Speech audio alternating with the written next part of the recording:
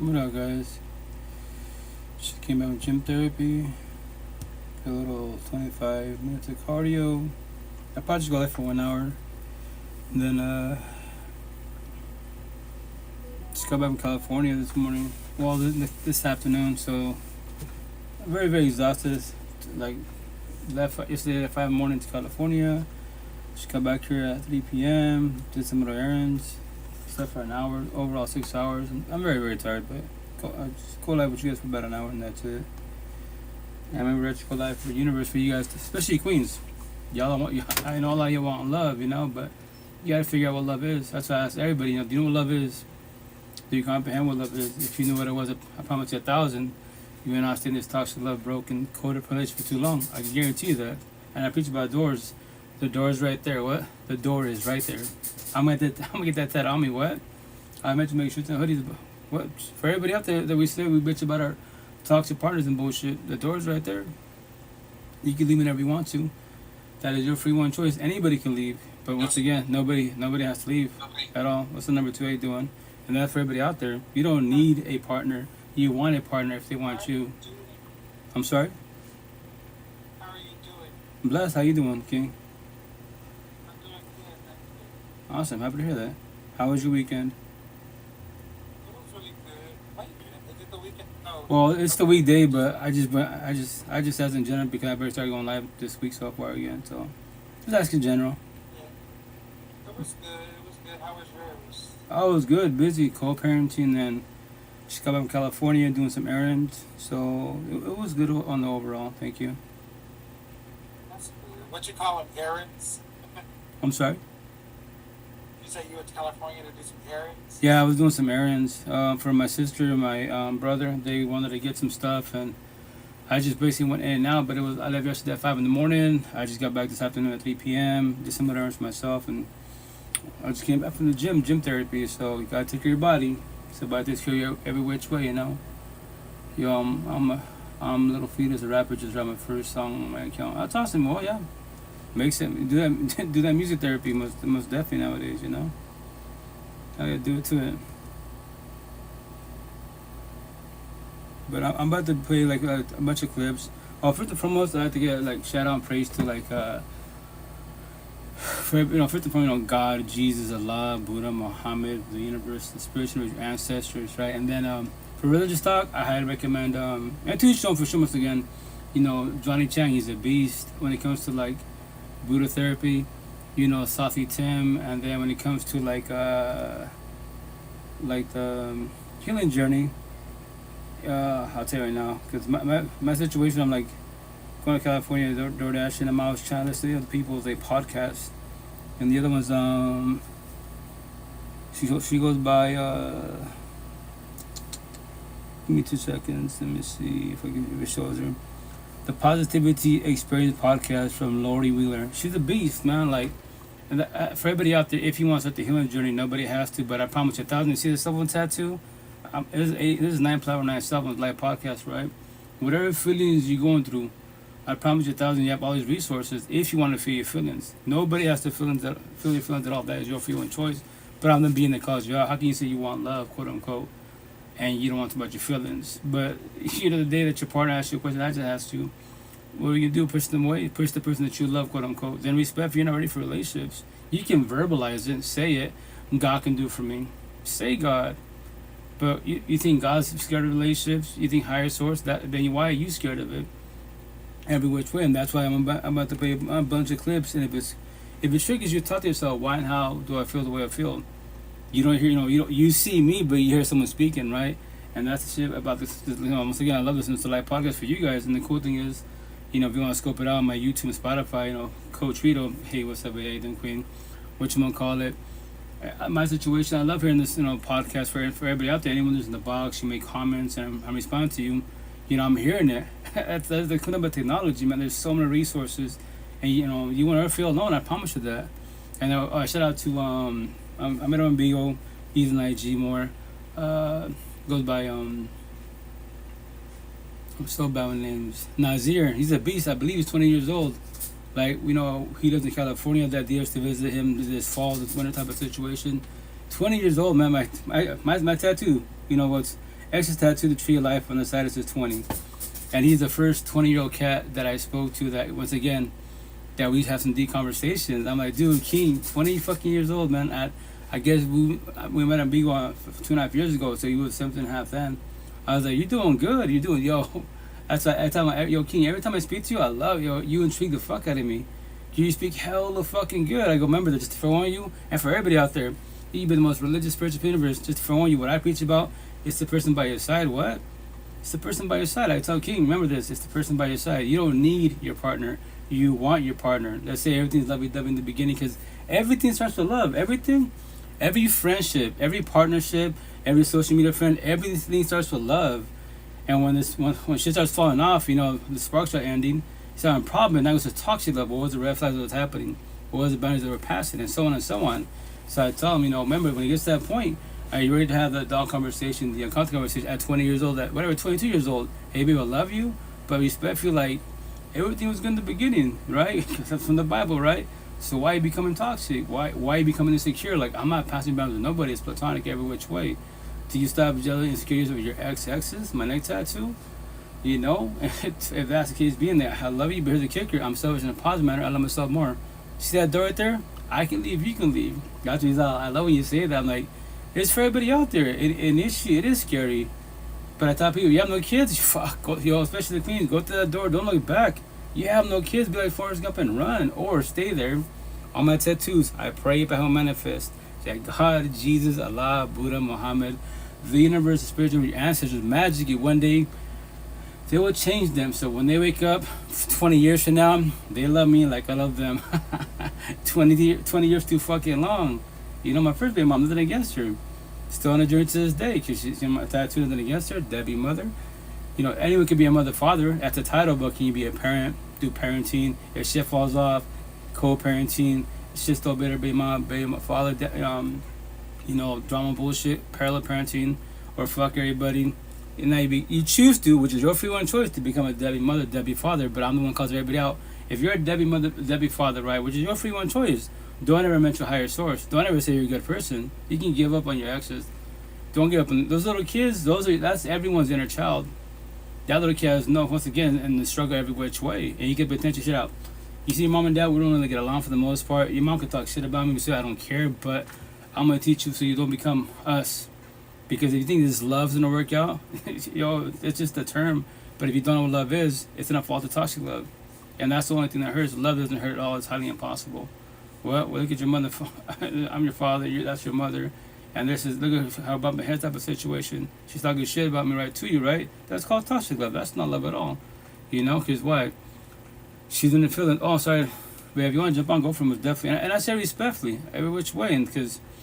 That's why I tell you Nazir, like that's why I'm forewarning you, King. Kids in marriage, wait till like 30, 40 years old, every which way. Can we see the update on your back, bro? Oh, what's up, Mateo? It's still the same thing. 3 weeks from now. 3 weeks from now, I'll show you guys. I'm gonna get my ink therapy. I'm getting all capital letters for the blue pillars on my tattoos and matrix. A journey. That's everyone that debates about man-made bullshit, race, religion, politics. They brag about their God, the body, beauty, lust, OnlyFans, gang, mafiosos, politics. That's their God. They can say verbalize, I go to church. Yeah, but you brag about man-made bullshit. So the blue pillars. So they're on a journey, not a healing journey, because they work hard on their friendships, co-workerships, social media, but they do not work hard on what? The relationships. And they love God. And they decide to see all capital letters, a healing journey. That's for all the red pillars. Especially a lot of you queens, empathetic queens. You've been doing the healing journey. You might not use the terminology, but I speak to a lot of queens every which way, Ruined for life, just for attention. That's coming from a keyboard warrior. From California. Yo, especially Cali. If you're brown boys, no brown boy in the universe. The brown culture, Hispanic and Spaniards, 99% of you. 99? 99.99% of you can't do shit about life. I knock on the Spanish culture. I say it all the time, which triggers a lot of brown girls. I want every day a Spanish girl. Hispanic and Spaniard, Spanish woman. Hispanic and Spaniard. If she's in the healing journey, preferably healed. All my conversations. But if she can't handle that, then I'm too much for her. I'm not gonna get her 1,000. I'm not gonna brag culture 1,000. I don't hold back. Why should I? Why should I bite my tongue for people? Deadass. The 2/3 no matter what. Feeling like it, the door's right there. Social media, keep scrolling respectfully. Go to the podcast and the The live sessions that is drama and bullshit. OnlyFans, game mafiosos, all that drama. Enjoy that shit. But then you claim higher source, but you love fucking drama. Make that shit make sense, respectfully, you know. And that's why it being. I just go live for you guys. It's just to tell stories, nothing more, nothing less. Because if you want love, you got to figure what love is. If not, you can wing it. You can wing it, but here's the kid for everybody out there, which I'm trying to preach more to put fear in a positive manner. Let me join Twin. Twin, okay. Let me see if we call it. Let me see. Are you like a? I don't even follow each other. I'll just go, but we'll see what's up. But call it? You know, like what was I gonna say? The love part, which is cool, but that part you gotta figure out on your own first and foremost. If you have a support team, it's a lot better. And then remember this as one being. If nobody else, then what? I'll just join it. Almost as long as no trolling. The trolling. Get booted really fast, you know. Once again, for all the trolls, like yo, I love trolls. Let's see what happens. Hello. Yo. What the deal? What's going on? Nothing, bro. I just been like in your chat. I just been like seeing you talking stuff. I just wanna hop on here, bro. Yeah, that's cool. Most definitely. Yeah, bro. It's like how your day going? Got what? How your day going? Oh, day's going good. How about your day or night? Yeah, imagine. Word. Mm-hmm. Yeah, like my day been good. I had fed my dog. I mean, it was like glass in his cage, bro. I don't know why. You fed your dog glass cage? I'm sorry. No, I fed him. I fed him today, and like it was like glass in his cage for some reason. I don't know why it was glass in his cage. It's like so random, bro. Well, if there's glass in his cage, shouldn't you clean it out? Quote unquote. Oh yeah, I had cleaned it out. I cleaned it out, but like I turned out he was like shitting blood. I don't know why. Oh, sounds like he's chewing something potentially, you know. Yeah.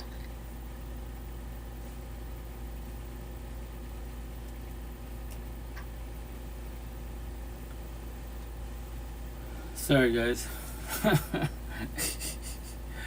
Yo, all young, I get it. Young cats, 25 years and younger. Social media. This is your universe. I tell my kids, y'all born with cell phones. By the time you have kids or your friends have kids, you're gonna have fucking an AI RTD2 by your side. And I promise you, 1,000 AI. With every time you any fucking negative feeling, your middle school or high school going through a breakup, or you sound depressed, or getting cheated on, they ghosting you. They're gonna tell you, hey John, hey Rito, do you know why it hurts to feel get ghosted? You know what? I don't want to hear that right now. You know what? Put me a reel. Put YouTube on. Put anime. Cool. Run from your feelings. But I want love. How can you say how can anyone say I want love, but I don't want to feel my feelings? Make that shit make sense, especially on the male side. When I talk this shit on these platforms, right? How come the majority of the time the queens jump in the box or they're in the comments? Because they're the ones that want love. Us males, we're not taught this shit. We will verbalize love, right? But I love you. And then especially with emotional cheating or physical cheating. Like I'm about to bring some clips. Like when you have a boyfriend or husband that cheats on you, right? And they say I love you. Those females, there was no feelings. No, that's all incorrect fucking wording. It's called what? They have love for you, your mother, best friend, and your cousin. If they loved you, they would not be cheating on you at all. So all these boys and girls that cheat, all of them broken, ugly, lost every which way inside, and then they're all what? They're broken, codependent, scared, people, and abandonment issues. Anybody that cheats, all these on my tattoos, all you fuckboy fuck girls, keep it black and white shit to the point. No years of therapy, all this, go to church, whatchamacallit, what are you? You losers, my tattoo, way the fuck up here. You loser disciples, the fuck ups of the universe. Everything you touch, you destroy. You're not knowing. So all you empathetic people, especially your queens, you want to date them? I pray for you. I already told you your future. What? Go self-sabotage your life, because I see the good in them. That's everyone's fucking flaw. I'm gonna get that tatted somewhere here in my back. It'll say I see the good in people. When you say that, you just self-sabotage your life, not knowing. What? You sold yourself a dream. Go see the good in people. And what does everybody fucking do? Everyone does what? Tell a soft story, boo-hoo me type of situation. I got cheated on. I have no parent. Yeah, I'm sorry someone destroyed the fuck out of you, but that's why everyone that swears empathetic people. What is your flaw like my flaw was? You're too empathetic, you're too nice, you're too gullible, you're too nice. You call it people pleasers. So you hear the stories and you think, We're fixers, changers, saviors. Nobody is the one for nobody. Nobody is the one for nobody. If you believe they're the one for somebody, go try. But if they just told you to respect and say this, a soft the victim, Toddy, breakup, divorced, can't see the kids, they're going through it, and you believe you're the one. If you're, especially in the healing journey, it's not going to work in your favor. And in this scenario, you do pick them up and down. You do make them feel good. And when you pick them up and down, and they cheat on you, ghost you, divorce you, then what? Yes, you gave your all, and then they use you and abuse you every which way. But once again, you self-sabotage your life because once again, you was in the healing journey, there was not. You did opposite track. And you can blame higher source, like God, why every time, I try to help people, they do me wrong. I wonder why. Like stop trying to save people. Once again, nobody can do for nobody at all. All we can do for each other is heal, guide, support, uplift, forewarn, submit up to each other. 1,000, I'm gonna say you follow your kids. I can save them physically, if I got money financially, but if my kids are in toxic relationships and they're trauma bonded, you can save anybody physically, but if they're stuck on trauma bonds, these soul ties, twin flames, we got a what's that, soul ties, then you can save them physically. Don't be surprised when your best friend, your kid goes back to their ex. And you be like, and then from there was all you victims, right? Because that's called trauma bond. People can give up and you're like, yo, I will save your ass. You know what? I'm not doing this no more. I know you're going to go, how about this? Why you're going to call me, right? Why? I've done this 4 times already. And you always go back. So you know what? Call somebody else. What? It's like that. It is like that. And that's why the term is called trauma bonds. Yo, they're the only being that can break it.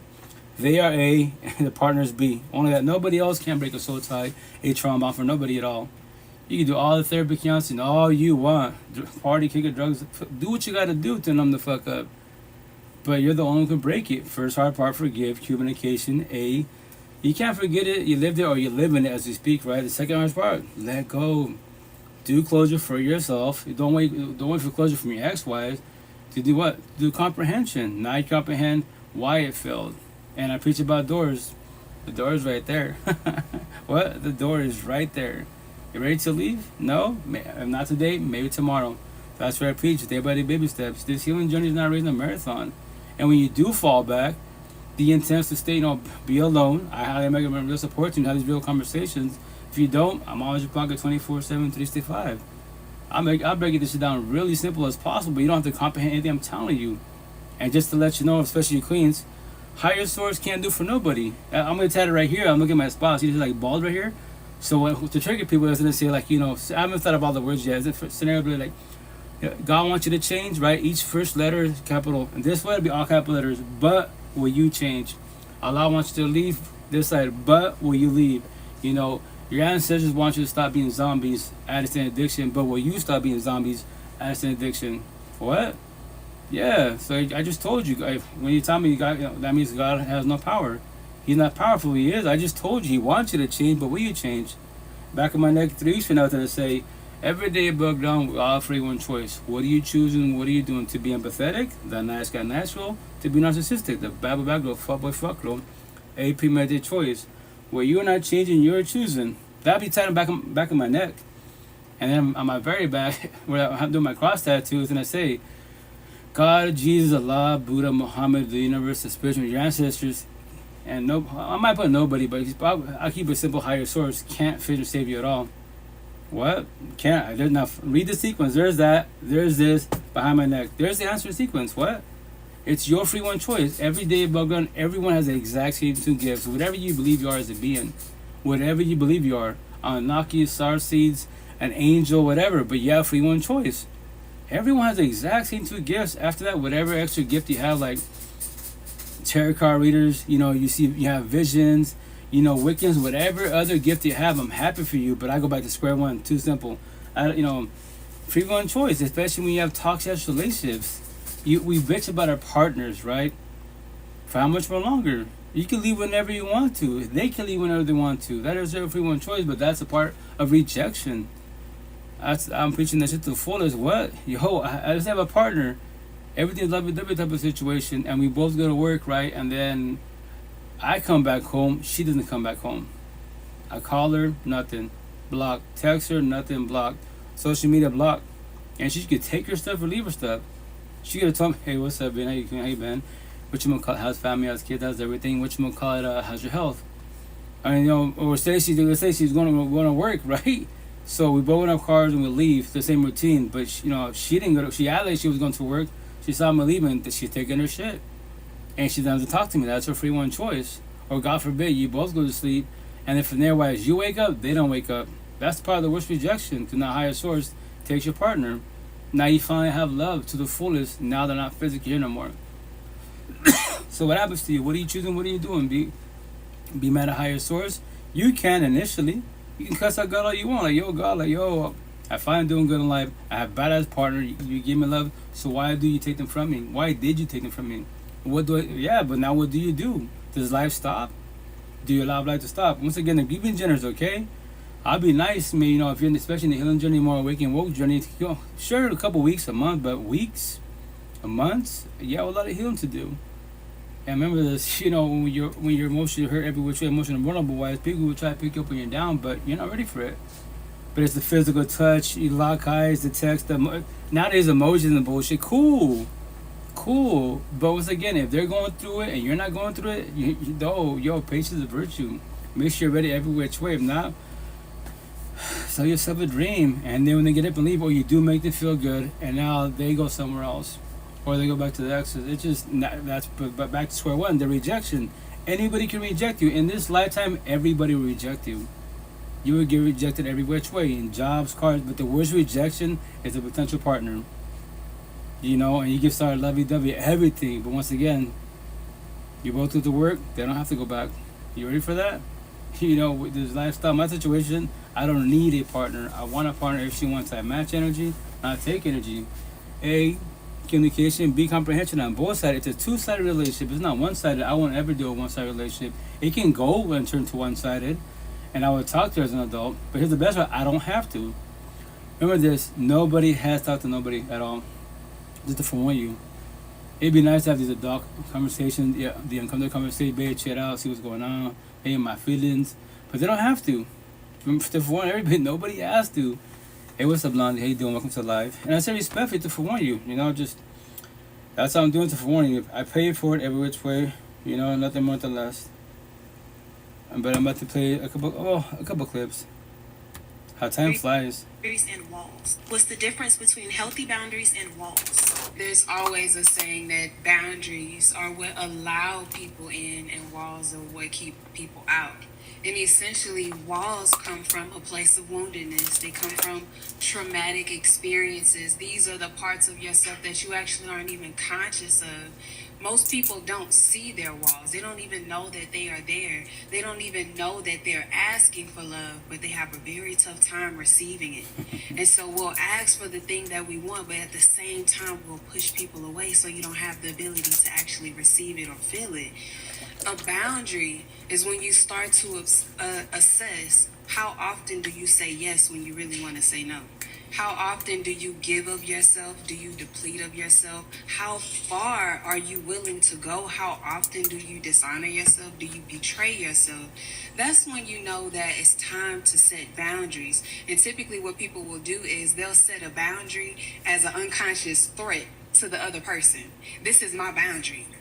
Yeah, I'm protecting my peace. They'll use that as a boundary as well. But essentially what they're doing is, that's a threat.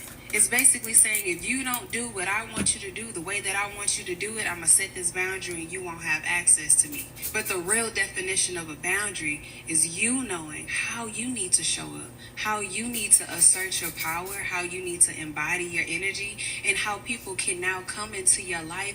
And so when they're present with you, it's more of a safe space, and you can feel safe in their presence and not feeling like you have to assert all of this imaginary authority. Well, listen, I'm be honest with you. I think no matter what you call it, you need something. I think the problem isn't that you don't know what the difference between a wall and a boundary is. The problem is you ain't got none at all. So whether you call it a wall or a boundary, some of y'all need to start enforcing stuff. Because you do have boundaries, you don't enforce them. You do have walls, but they got unlocked doors where people can walk in and out of your life whenever they please. I guess my point is, no matter what the definition of it is, some of y'all need to start standing up for yourself.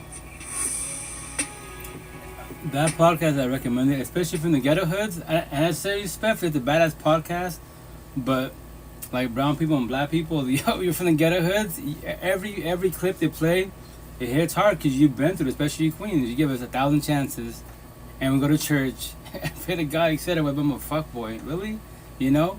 So once again, like to foreign people, they preach about boundaries. You can remember this. You can realize boundaries all you want, which is beautiful. But to forewarn you, no one has to respect your boundaries. If they don't, which is their free one choice. To forewarn you, what? You can verbalize, you can demand it, quote unquote, but they don't have to respect them. If they don't, what are you choosing? What are you doing? That's their free one choice. You got your free one choice. You can sit there and entertain. You can sit there and preach about them some more. You know, you're verbalizing it, right? You know what you're talking about because that's your boundary. You're doing communication comprehension. They're hearing you, watching you, observing you, listening to you, which is what?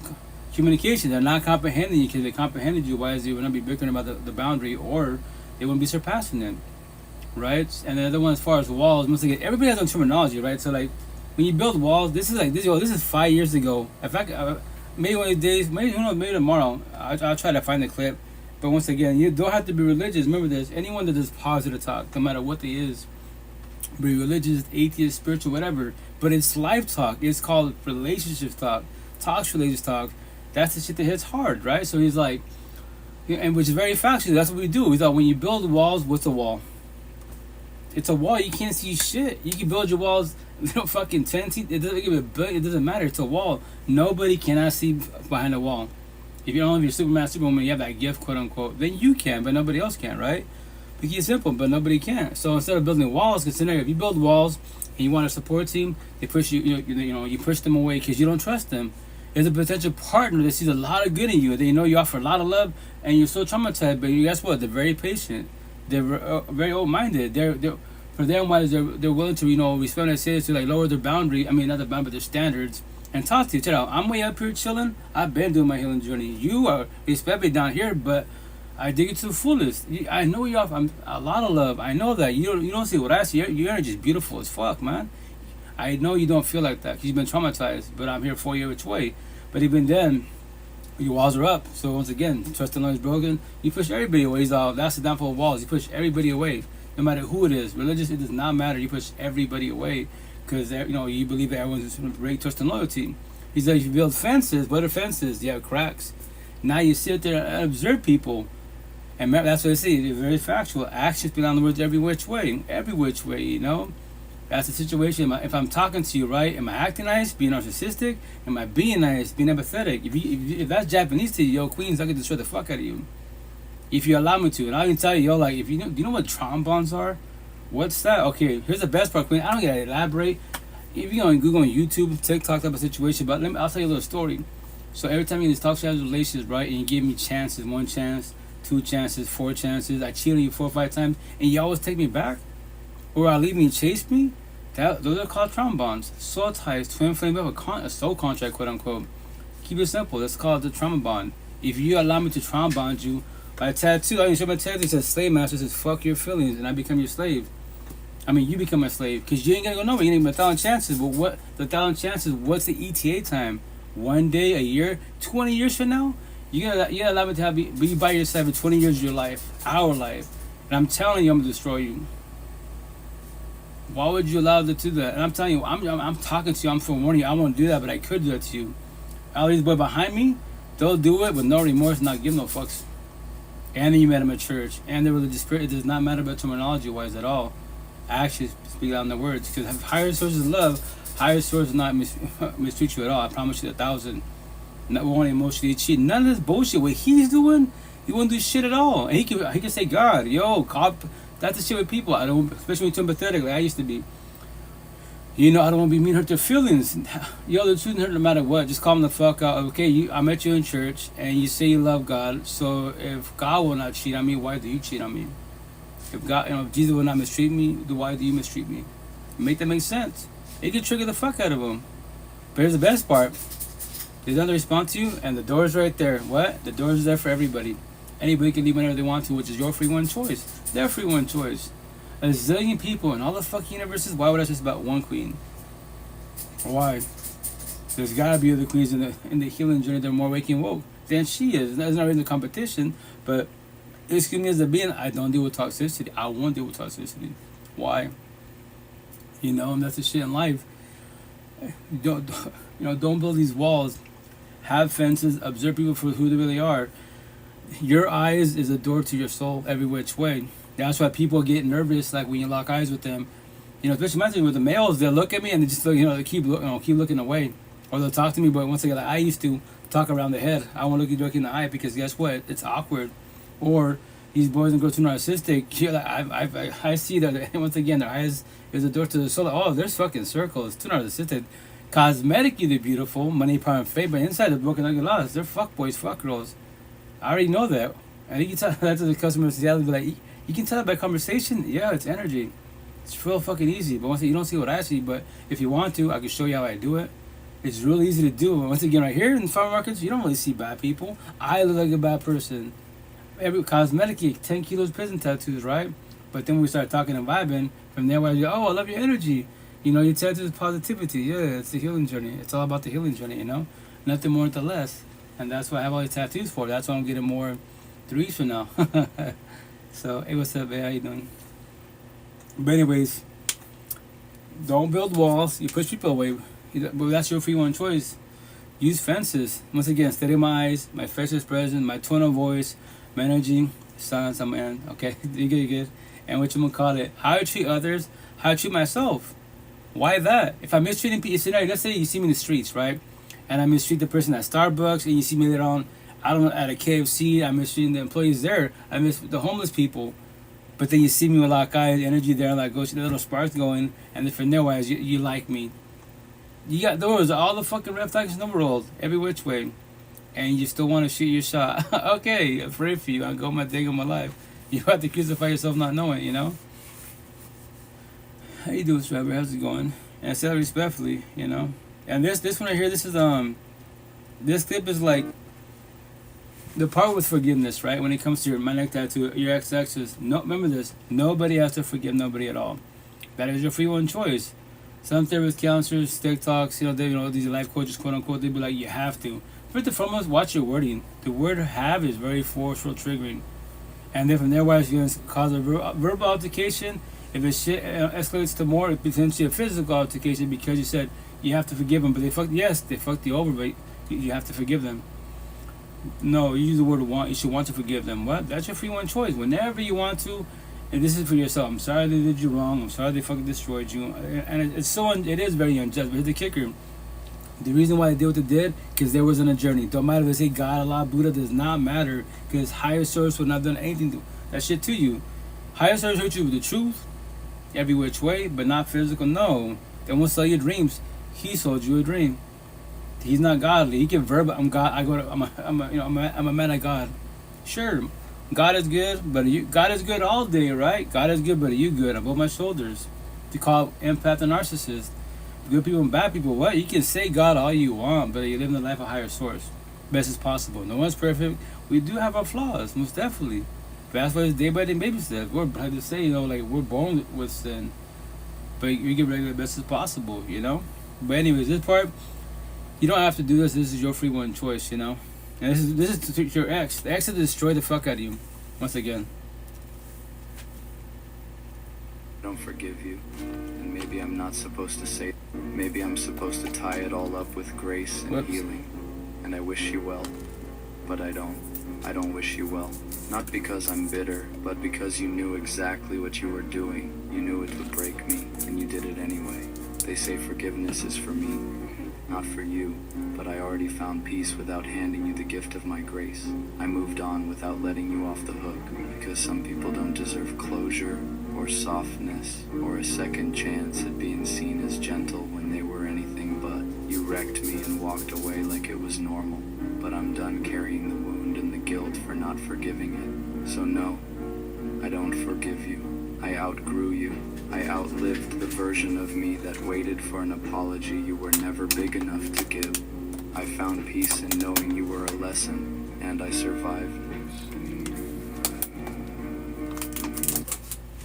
Beautiful. That's like my first baby moms. Now that I know what I know, what's it? Oh, my first baby mom's right here. This is her tattoo. Her saying, the way you meet somebody, take it back, wrong side. The way you meet somebody is the way you lose somebody. And it's factual. Like, she told me that when I first met her. She chose me out of 5 guys, right? The first 4 are fuckboys that like hood niggas and shit, my tattoos, and I'm the nice guy. And why she choose me? Cause she's the like she's too narcissistic, a fuck type of situation. Cause she knows she played my. I have the virgin card, the V card. That's the shit with everybody out there. If you have the V card, the virgin card, analogy metaphor. You don't have to comprehend this. You don't have to be religious, but just it's an analogy metaphor. Whoever you do your V card to, in your eyes, that is your God. That is your God. Is all you see is them, and you will probably get stuck in a trombone right away, cause you want to give your all. Everything's lovey in the beginning, lovey-dovey and bullshit, right? And that's the shit she even told me, I'm going to tell you something. And the idea is that you like comprehend this. What's up? The way you meet somebody is the way you lose somebody. What does that mean? You're going to learn. Oh, fuck yeah. Now I know why she chose me. 12 years too fucking long. Those fuck boys, they wouldn't give her 12 years to be toxic ass relationship. To be fucking each other and destroying each other. Two boys and girls are too narcissistic. They can't be with each other. Not for too long. Not for too long. Because they know they can't sell each other dreams. Now you do opposite track. She's the nice, she's the bad girl, fuck girl. I'm the nice guy. Oh yeah, we can be together. Because I pray, I hope, manifest that God, Jesus, Allah, Buddha, Muhammad, the universe, the spiritual realm, my ancestors, magically, one day, they will wake her up, and she loves me like I love her. 12 years too fucking long, 3 daughters deep, and no one taught me this shit. Once again, nothing against her. I comprehend her 1,000. That's what I don't fuck with her like I is. No girls from the ghetto hoods, especially in the Spanish culture. Hispanic and Spaniards at all. I'll talk to them, but that's about it. I like you. You can like me all you want, but respect me. You see my tattoos? These tattoos will trigger the fuck out of you. I know they will. And just to let you know, you're born as a Catholic, right? You're a Christian. You're brown and I'm brown. You believe that God can do for you. If that's factual, why the fuck do you have these fuckboys on your side? You stick to your own race. 80% brown boys, my number. What? 80% brown boys are fuckboys, and they love God, quote unquote. And they're like their brothers, their fathers, uncles, and grandfathers, all fuckboys. They're hard workers, yes. They work hard in their friendships, co-workerships, social media friends. They don't work hard in relationships at all. But once again, but that's your free one choice. You want to go find your face? I pray for you. I won't ever fuck with that like I am. At all. I'll be their associate. I'll be their real support team, which I do a lot of them, right? Chill with them. Behind screen, face to face, right? But as a partner, negative. At all. If they're not too toxic, or their environment is not toxic, I'll even call them a friend. If not, they're just associates. And they'd be like, why you mean? Like, elaborate mean. Well, you always keep it short with me, because look at the lifestyle you live in. Look at the people you hang around with. They're not good people, respectfully. If this is what you want to keep doing, yo, be a statistic. All yours toxic love. That's what I'm going to get tied on me to say. I think somewhere in my arms, my back, it's going to say, you know, I'm trying to think. I just thought about it a minute ago when I was working out. Something like, you know, you are for the streets. I was gonna say you are, capital Y, capital A, right? All capital letters for the streets, comma, toxic love. You once again, capital Y, capital A, you are, all capital letters. Not for homes, comma, love. What? You're toxic love. I don't fuck with toxic love at all. Fuck no. Once again, she's not the toxic. He's not the toxic. The environment is toxic. As associates, cool. As friends, cool. But no partnership at all, you know? Sígueme, estoy comenzando a crear contenido. Oh yeah, I'll follow you for sure. I'll follow for follow. Whatchamacallit, yeah. Let me see if I can follow you. You can make content once again. I'll follow you on TikTok. As it be like I'll follow people, but once again I just go live. I don't really. 5 years ago I was trying to do this TikTok live. Nah, you know, maybe next week finally start working on my podcast, and now I'm all gonna do like maybe 15-second clips or 30-second clips. No more 1 minute clips. It's very tedious. I'm only one being. All this shit I'm doing all by myself. Me, myself, and Irene. I don't have a squad, etc. Nothing. This is me. That's why I'll be working more on my Spotify, YouTube, which is beautiful because guess what? I just came back from California. Overall, it was like what? Like 30-hour drive on the overall. I heard the majority of my podcast from 3 years ago. Some are 4 years ago. 4 years ago, I'm hearing myself, you know? And I'm hearing myself when I say like, you know, I'm even getting irritated the way I'm speaking. Like, you know, I'm saying like a lot. One episode, I'm like, you know, I kept saying so many times. It was even, I don't know why I even kept saying it for so often. You know, what did I say about that now? I forget. I was getting a little irritated myself, like, bro, like, okay, you use certain terms so often, but not like damn every couple sentences, you know. But obviously that's the old version. Well, for sure the old version of myself, just 3 years ago. But it just, I don't know. That day I was using terminology. I was like, yeah, that was wild to me. But the cool thing is, I'm hearing the old version of myself. Shreds. The healing journey is fucking ugly. It's the grossest journey ever. It rips you to shreds. It's so painful. That's why most people don't choose to do it. So I think like two misconceptions are like, most people think they're getting on the healing journey or the personal growth path, and they're really not, because they're still stuck in victimhood, so they just make it about everybody else in their life and not themselves. And then secondly is like, they think they're going to automatically feel better when they're not. It's like, sometimes it takes years before you start to like actually feel like yourself and feel comfortable in your new comfort. But the healing journey is disgusting. Very factual, my tattoo. The healing journey, victim mentality. The awakening journey, warrior. Well, it says warrior. I probably get added mentality at the end. Awakening journey, survivor mentality. Woke journey, we just tell stories. I'm not a victim. I'm not a warrior survivor. I was. What was? That's the whole version of myself. I want to put myself in a situation that shit can happen to me. And especially when it comes to a partner, I don't need my partner. I want my partner. If she wants I match energy, two-sided relationship, not one-sided. Communication, comprehension, best as possible. Talk about everything. In my situation, especially my situation, Queen, look at my tattoos. If these petty words trigger you, my little no-see numbers trigger you, I did my job. If it triggers you, it's and I'll tell you, Queen, what did I say that bothered you? Triggers you type of situation. For example, slave masters. Oh, well, it's right here. What? It's tat on me for a reason. If the term slave masters fuck your feelings, hurt you, why do you want to shoot your shot? Why? I'm not gonna cover it up at all. I'll respect your boundaries, but just to let you know, when people see us in the streets, especially Seattle, and you're talking about my tattoos, babe, I love you. Go have some coffee or sit in the car. I'll give this individual, that I'm a random person in the streets, 5 to 10 minutes. And the only reason, here's the best part, why are they speaking to me and not you? They say she has no tattoos. You're just a regular person, respectfully. Why? They should be speaking to you. That's a female. You're a female. Why are they speaking to me? Because my tattoos got their attention. Because the best part of their words. And the little universe. And when I say, oh, what's it about? Oh, Miss Queen, it's all about the healing journey. Negative words, positive words, that's all it's about. If you want to talk about your feelings, you don't have to respect your boundaries. Oh, you know about boundaries? 5 years ago, I heard the term many times when I was a lot younger, but I never researched and investigated until 5 years ago when I lost my second family. Let me fall back. Let me start this healing journey. And it sucks. It is very, very painful. Very, very painful, because you fall back and now you be alone. Being alone in issue is very scary, because think about it really good. We're all born and raised to be codependent. You always had a body by your side. Your siblings, your parents, caregivers who have raised you, whoever, you could be grandparents.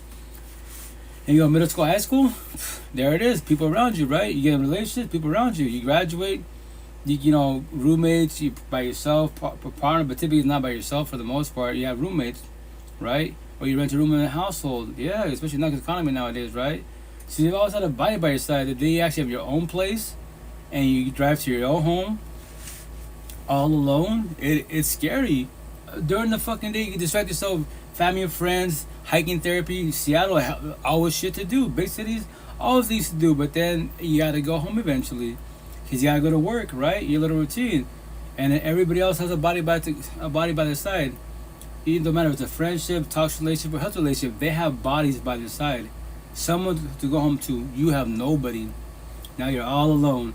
And then fucking, you stare at your eyelids, you got overthinking, insomnia going on every fucking night. I don't miss none of those feelings at all. 5 years chilling, man. 2.5 years single, talking to a potential. And I'm blessed. Like, the intent is one being is to learn how to love yourself. If you're gonna be codependent people, then guess what? To forewarn you, people can ghost you, people can cheat on you whenever they want to. That is their free one choice. For whatever reason. And you did nothing wrong. And you both go to church, believe in God a lot. Does not matter what you believe in, respectfully. Because that's good for you as one being. And they can say the same thing, but guess what? They cheat on you. They ghosted you. That's their free one choice. Maybe they're going through feelings. Maybe, they thought. But remember this, for everybody, think is not knowing. You got to know, maybe I can try this. Why? Why sell dreams? Stop fucking selling. Stop lying to yourself. You know, if they treat me good, they're offering love. You know, I just got a relationship, breakup, divorce. Maybe I can do this. Maybe this is not fucking, it's not knowing. It's not even factual. You're convincing yourself to do this. And that's why, once again, can you handle rejection? You know? Every which way. I'll play a clip, once again. Nothing against her, beautiful queen last year. A potential. But she, like, not knowing, once again, it'd be nice to have this conversation with potentials or exes. To break it down together, chill out. I know I'm your ex. You know, I was a potential. But let's figure out together why it failed, why you got scared, why you ran away.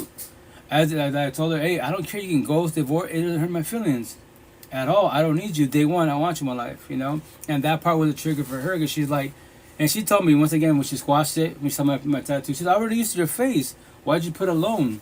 Respelling to say this, I just got tired of hearing, I'm not one of the people in Seattle, I'm alone. I'm like, okay, I get that. I used to be like you. Being alone is scary initially. You keep around people, you still feel alone, right?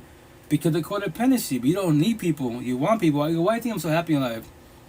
When I go home, I have no partner. My old daughter lives with me, but I'm basically by myself. The fur babies are dumb. I can't even have conversations with fur babies, right? But I'm myself. Then I go live, chat with my peoples, do my one-on-ones. It'd be nice to have a partner, right? But it's not yet. It's okay. But I'm not, you know, scared to be alone. Because if I was scared to be alone, trust me, 3.5 years ago after my last breakup, I would have got a girlfriend the same day the next day, or within months. Like, nah, I don't deal with girls. I'll be their friends, associates. Once again, they're not too toxic, their environment's too toxic. I would call them a friend, but, you know, if they're too toxic, an associate. That's it. But I don't deal with women in the healing journey. These conversations, I do not deal with toxicity. I won't deal with toxicity. Why?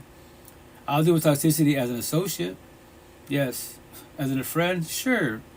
But I know I can leave. And rejection, protection every which way.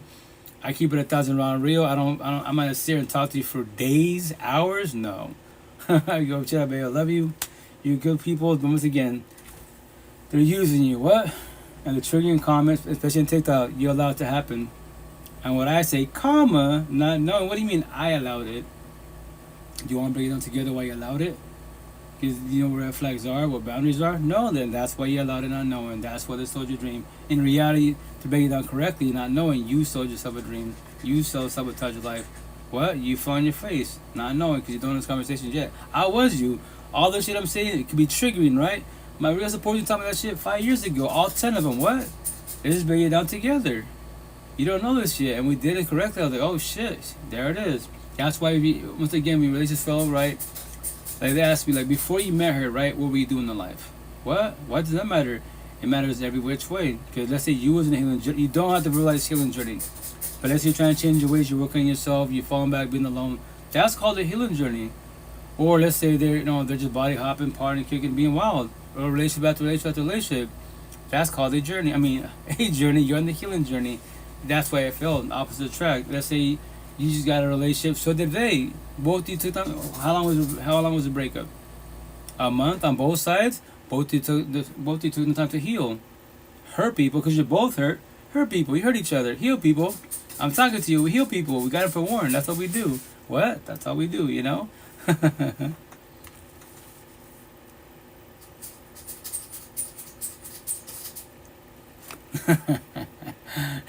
That's right, baby.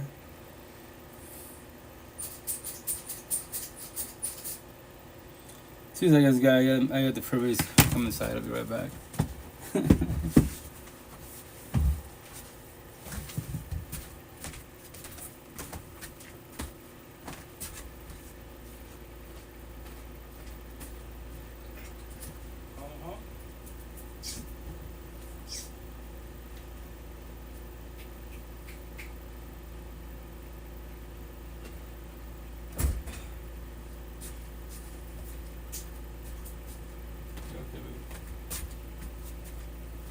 Fur babies.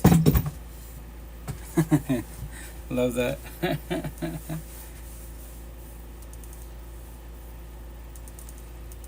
But anyways, whatchamacallit,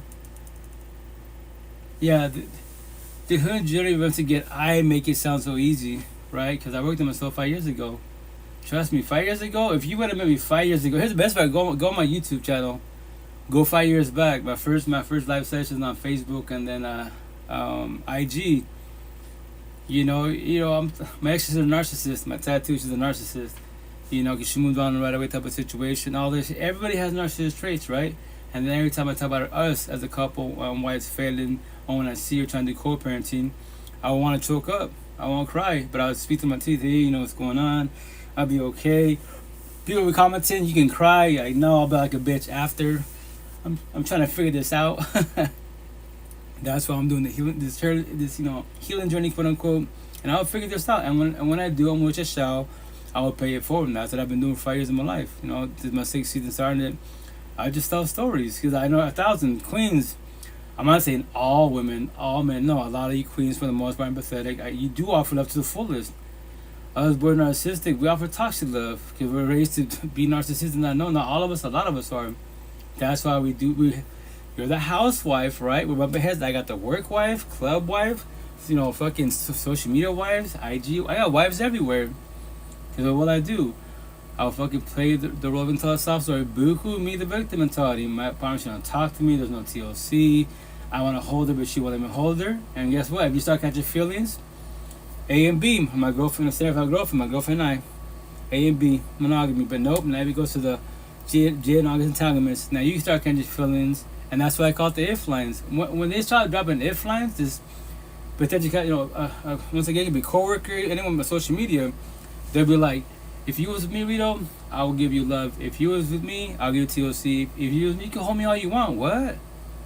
Trust me, I was doing that shit with my first big mom. I heard that all the time. What do you mean? I'd be like, no. I'm here just for advice. What? Thank you for the offer, but no. Like, I love my baby mom. My girlfriend, my first big mom, right? I love my girlfriend. It's toxic as fuck, but I don't know what I'm doing wrong. Like, by me giving her love, offering love, and buying her stuff here and there, like, I'm wrong. She's not ever fucking happy. And they'd be like, it's not you, it's her. But why? We have 2 kids together. What the fuck am I doing wrong? Our family, quote unquote, love, all this bullshit. They're like, yo, you're just with the wrong one. I'm like, so why all this then? And they were like, yo, how about we try? I'm like, respectfully, no. I'm just here for, you're a female, I'm just here for advice. That's it. Thank you for the offer. I'll keep it in mind, I guess, but no, I'm not trying to cheat on nothing. I just want to figure this out. This shit sucks. She loves God like I love God, quote unquote. Jesus said otherwise, but look at the way she is. Yeah, not knowing. Once again, anyone can verbalize higher source, but actions speak on the words every which way,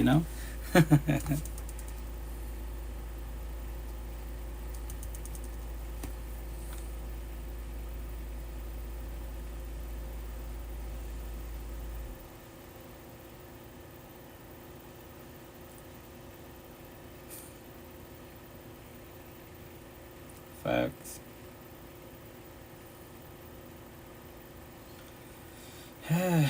Play more clips, guys. Ready is letting go of someone when you're not ready is so hard. It's so hard. You planned for the future and you had all these thoughts and like this idea of what this thing might turn into, and then before you know it, it's gone. Now that person is just a memory. Like, it's literally just a memory. Like, there's no communication, there's nothing. And now you have to try to, like, put the pieces back together of yourself. And it's hard when that person kind of was like the light in your life for a short amount of time, For me, like, it hasn't been very good. And then someone came in and, like, I almost, like, felt alive again. And now they're gone. And now I have to go back to my reality of not being that happy, on top of, like, the pain that I had to face with letting this person go. That just sucks and it hurts every way initially. Hey, number one, how you doing? How's it going? Welcome to live. How you doing, Queen? But yeah, letting go sucks initially, man. How you doing? It's the breakups suck, divorces suck, and it's just like, especially when you talk about it as adults, like, I love you, babe, but like something's gonna hold me, and when I get I'm gonna probably squash it with you. What? Here's the best part. I'm talking to you as an adult. I know it's gonna hurt you, and that's the part when it comes to breakups. Like, it's an oxymoron when I say this, right? Like, it's easier to cheat, leave, break up with people. Cause why? You don't have to deal with the drama, the mess, the tears, nothing, right? So now that you're doing this, like, whatchamacallit, oh snap, let me lower it down a little bit. Whatchamacallit, now you're talking about the adults, is like, it's gonna hurt really fucking bad. And that's for everybody out there. That's the rejection part. No one's gotta stay at all to phone you, and that's the scary part. Trust me, I make it sound so easy because I worked with myself. That's what my real support team. I love about 10 of them. For 88 days, 5 years ago, for 88 days, my tattoos, I had 10 people. I can talk about these clips. So why does letting go hurt a lot? Like, well, your situation, you got kids. You got to see her still. That's the intent of the co-parenting, and the intent that you let her go. If not, that's why initially now it's, you know, this war's going on, right? The bitter baby mama, the baby daddy drama, and then you got fucking, especially on social media. Yo, you got Team Rito, right? You got Team, you know, Jen, you know, and then you got the terms, you know, therapy, counseling, talk, you know, narc talk. You got the flying monkeys on both sides. You got the fucking smear campaign. And here's the best part: it's you, A and B, your guys' relationship, your breakup. Now, and I see not everybody else's, like your team and their team, and you got everyone at each other's throats. But it's not their feelings. Yes, they probably comprehend it because they're going through the same shit, or they've been through the same shit. It's just you two. You can make this shit become worse, you know, than it's supposed to be. You know, that's why it hurts. Once again, I tell people my one-on-ones, especially the queens. Hey, queen, quick question off the back. What's up? Like, with your boyfriend and husband, you ever got kids together? No. Queen, be like fucking Forrest Gump and run. Go to that door. Don't look back.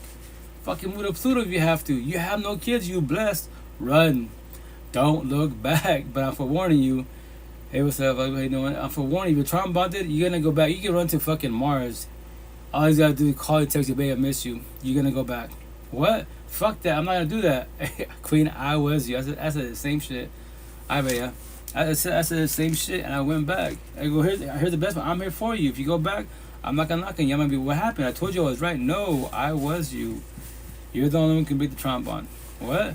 You're the only one who can do it. Higher source, I can't do it. Your kids, nobody else can do it. But you kids, your feelings. You're the ones that gotta let go for yourself. I can't do it for you. If I had that power, quote unquote, to take this from you and everybody else, I would have been done. As the downfall situation is, even if I could do it for you, I promise you, 1,000 of my tattoos, you would go back. Or if not, you would do the same shit again. What do you mean? Because you didn't do comprehension. You did not let go. You did not do comprehension of yourself to comprehend what was the red flags that you missed? What was the boundaries that surpassed? You know, of your magnetic tattoo, of your ex-exes. You didn't do no healing journey. This a little bit, kind of was very painful.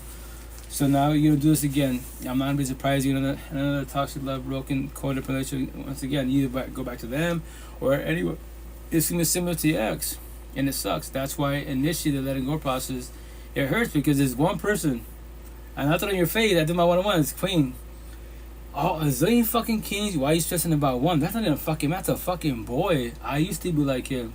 I wasn't a fuck boy, but I was verbally abusive. Yeah, I didn't give a shit. As one being, I don't give a shit about words. Cause my father respected my pops, and then my first big moms they destroyed me with words to the point I became numb. I didn't give a shit no more. I didn't care. Like, call me stupid. I don't give a fuck. Call me stupid. I did reverse psychology. They'll call you stupid. But my situation, my number 3, I'll forewarn you. What? I'll forewarn you just to let you know, like my situation, like, you know. I tell you all the time, you know. My motto to everybody: you play dumb, I'll play dumber. If you play stupid, I'll play stupider. If you can't, please. I'm forewarning you, don't do this. You can hurt your own self. You're matching your head, I'll wide door of pain. And every time you wake up, fuck the guy with the tattoos. Why do you allow me to live there? Hey, what's up, vibes? Respectfully, you know? And that's the shit for everybody out there. That's why I play these clips. Like, the breakup sucks, letting go sucks. And it'd be nice if you could speak to your exes and just check on them. And just be platonic. You know, I'm just checking in with you, how you doing, make sure you're okay. That's beautiful. But remember this, nobody has to.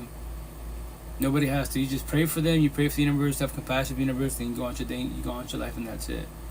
Like the last potential, it'd be cool to talk to her, make sure she's doing cool, that she's still working on a healing journey as far as letting her mom go, and that, you know, either her situation, she just go back to what she was doing before, benefits type of situation. No catching feelings, nothing. So she doesn't sell herself a dream again, or she potentially hurt somebody else. That's what I told her. You can't hurt me. What? The whole version of myself, what you did, it would have hurt me. Yes, it would have. Because I gave my all, and you saw. And remember this is not factual. It's a leap of faith. When anyone tells you in the beginning a potential partner situation, whatever terminology you want to use for yourself, situations, right, your friends, right? But when I tell you, like, I heard she told me twice, like, don't ghost me. It's a leap of faith. It's a 50-50 shot. 50% chance she's gonna ghost. 50% chance she's traumatized because her ex has ghosted her. And she told me twice, I'm like, ghost? I don't ghost. That's for boys and girls. Men and women, we talk about this shit. We do the conversations, the uncomfortable conversations. I don't ghost. And what happened? She ghosted me twice. Dead ass. I was like, cool. Remember, she's not even my girlfriend of potential. And I didn't become sad. I didn't become depressed. I didn't question my self-worth. I didn't go, at the farmer's markets, because I met her at the farmer's market. I didn't become, like, my energy, it didn't shift. My live session, I'm still talking to you guys. I'm not, guess what, guys? Like, there's a potential partner. She ghosted me. I'm kind of sad, depressed right now. But you know what? I'll probably go that for a little bit. But if I'm not talking too much, I'm staying quiet. It's not going through my feelings. No. I told day one, Queen Potential, I don't need you in my life. I want you in my life. What? For both of us, the door is right there. What? The door is right there.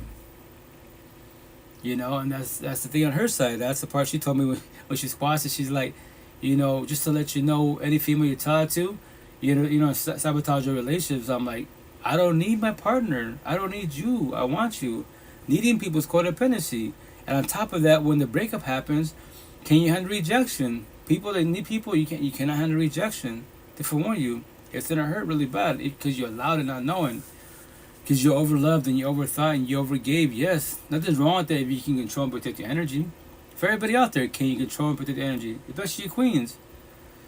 You can have a potential partner, you meet him at church, God, higher source, Buddha, whatever. Everything lovey-dovey and shit, and you wait to, be both of you try to be celibate type of situation.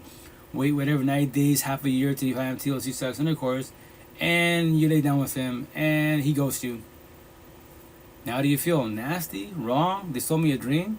You did sell your dream. You didn't see none of the red flags? I guarantee there was fucking a lot of red flags happening, every which way. But you don't know that yet. We can talk about it as adults, but you don't have to, This is how you figure it out, so you don't allow it to happen again and again and again,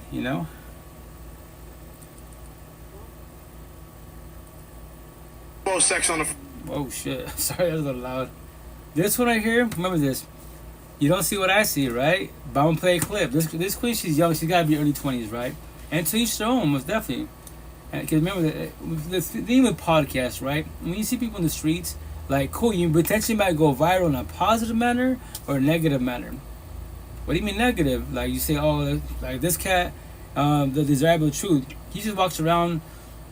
Whatever parts of the nation goes to, Vegas, Miami, Texas, whatever he's going to, right? And you see, especially the queens walking, and they ask him questions, like whatever question you ask, and obviously to be recorded, type of situations, like, okay, and from there, wise, everyone judges, all the bullshit, everybody judges. Why do you think I'm social media for? You can judge in a positive manner or a negative manner, and no matter what, like Jesus, Allah, think about Jesus, Muhammad, and Buddha, these spiritual leaders, right? And other spiritual leaders out there. People will love you and people will hate you. You know that, right? Not everyone's gonna love you at all. Just to forewarn you, if you can't handle people with their feelings, don't be on social media like that. Don't be in a pod because, once again, you might get your feelings about it every which way to forewarn you.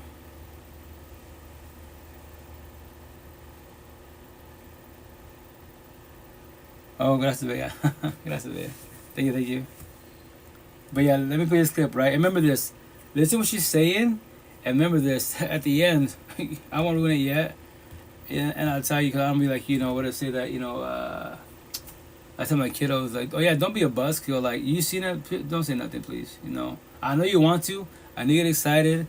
But I haven't seen it. So please, don't be a buzzkill. Oh, spoiler alert. Absolutely okay. How you feel about sex on the first night? Sex on the first night is great. It means that connection was so pure and it was so meant to be, and it actually means that everything that you've been going through is absolutely okay. So why aren't you with any of the guys you slept with on the first night? What are you trying to say? Exactly what I asked. What do you mean? If it's meant to be, why aren't y'all together? Who? You and the guys who you've done it with on the first night. We are together. We still fuck. They pay for my stuff. They fly me out, and they want to marry me. Everybody want to marry me, and they're all like, all right, when I get 26, I'm going to have this much money, and I'm going to ask her to marry me. They multiple? Yeah? Yeah, I talked to multiple guys at once, and they're all the same. Okay. Aha, they're all the same. I know how to play a nigga real good. You know, this comment says my daddy was a player, my mama was a player. That's point blank. So you're just out here playing, guys. I love to play. You You know what I mean? Cats play. We love to play. We love that. So remember that. So she's a player, right? And her mother and father's a player. My tattoos, for a reason. That's why her, like, you don't see what I see, right? Cosmetically beautiful, right? Young, early 20s. Lust, she's toxic love and lust. My tattoos, for a reason. They say I saw her face-to-face queen. I respect your mind, but here's the kicker. Just to let you know, here's how I speak. My tattoos, where's it at? Right here, so you're in Spanish? Spanish 101. De la calles, for the suburbs, street folk, for the ghetto hood niggas, and fucking black market world. What? Queen, you're a square. You are, all you offer is toxic love. What? You can say God, but here's the kicker. You're God, you don't know this yet. Is your body, your beauty, your looks, your lust, your job, your money, your car, home, and mammy bullshit. That's all you talk about. You get flowing out. All that is mammy bullshit. You can say God, that is not your God. Respectfully, you know. Can I jump in the light? Yeah, jump in the light, Brad Pitt. Once again. As long as it's, you know, no trolling. It's trolling, block. You know how that works. So you can jump up for sure for a sec, see what's up. And that's the shit right out there. Like, so basically, she's like a fuck girl. That's a free one choice every which way. If you want to deal with bad boys and bad girls, fuck boys and fuck girls, that is your free one choice.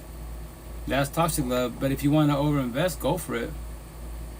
What's up, Prep? What's going on? Oh, okay. That's money. Nice. That's cool. That's cool. A man-made dollar. That's you want to show me a dollar? A dollar? A dollar? No, you believe in Jesus. It's a dollar. Yeah, it's a man-made dollar. But here's the best part: the man-made dollar. Ask that dollar for advice to life. Exactly, a dollar. So your dollar's the God, right? Yeah, sounds good. I'm more curious what grade he's in.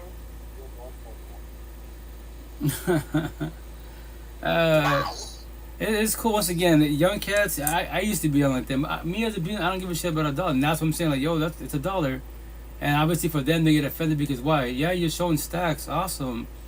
Now that's what I said. Ask that dollar for advice to life. Fucking all these boys and girls, like, yo, you can't verbalize God. No, your God is a man-made dollar. That's all my tattoo. All you blue pillars, you're entertainers. You can't teach me shit about life. I go to church. Okay, that's good. So when you stand depressed, ask church for advice to life. Ask the Bible for advice to life. If you don't, you can read the Bible all you want, communication, but do you comprehend it? Can someone actually break it down for you? I can recommend a person, Johnny Chang. Johnny Chang's I love the way he speaks, man. That's my situation as a being. Any podcast that I'm always looking for other podcasts that are positive, motivation, inspirational, but it's life talk. These fucking feelings.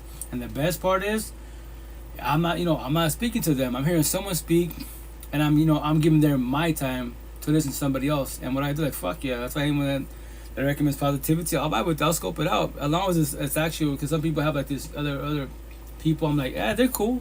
But they go into politics and science. I don't care about science. The brain's relevant, respectfully, you know? What do you think about my brain? What about your brain? I know you said you like brain. What type of brain? No, I'm saying general-wise, like, in general, like, I'm good, I didn't know.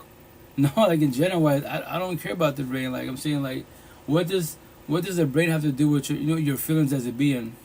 Deadass. If you're sound depressed, what about your brain? Here's the best part. Like Buddha says, in your brain, point to your brain where your mind's at. Show me that. I love that question. What? In your brain, show me where your mind's at. Because your brain's just a fucking brain, that's all it is. Now point where the mind's at. Your mind is strong titanium or it's weak but like a piece of paper. How can someone hurt you with a word? A word. They call you a bitch. The word bitch is just a bitch, right? It's a word. But how can you feel like a bitch? A female dog, or let's say it's a negative term, it's just a word. That word has no feelings. These words, these conversations, these languages have no feelings at all. So how's all the universe and their feelings about things that they have no feelings at all? Make them make sense. That what I'm saying, I'm going to sit that shit tatted on my back. What? Breakups do not work about breakups. Zombies added to addiction do not work about zombies added to addiction. Divorce don't work about divorces at all. So, why are you feelings about it, respectfully?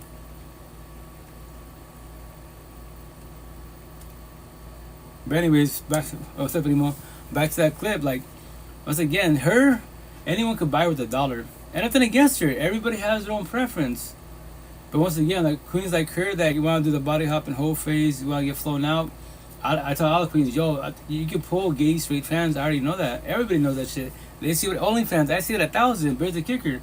I don't want to hear you saying your feelings respectfully. What? I don't. Why should I? Deadass. Why should I?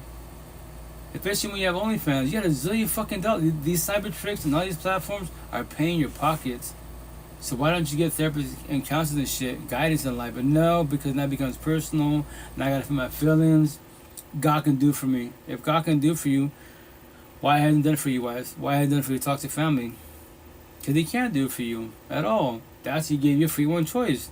Vibe with God, listen to the Bible, talk to these pastors, vibe with them. But you don't have to.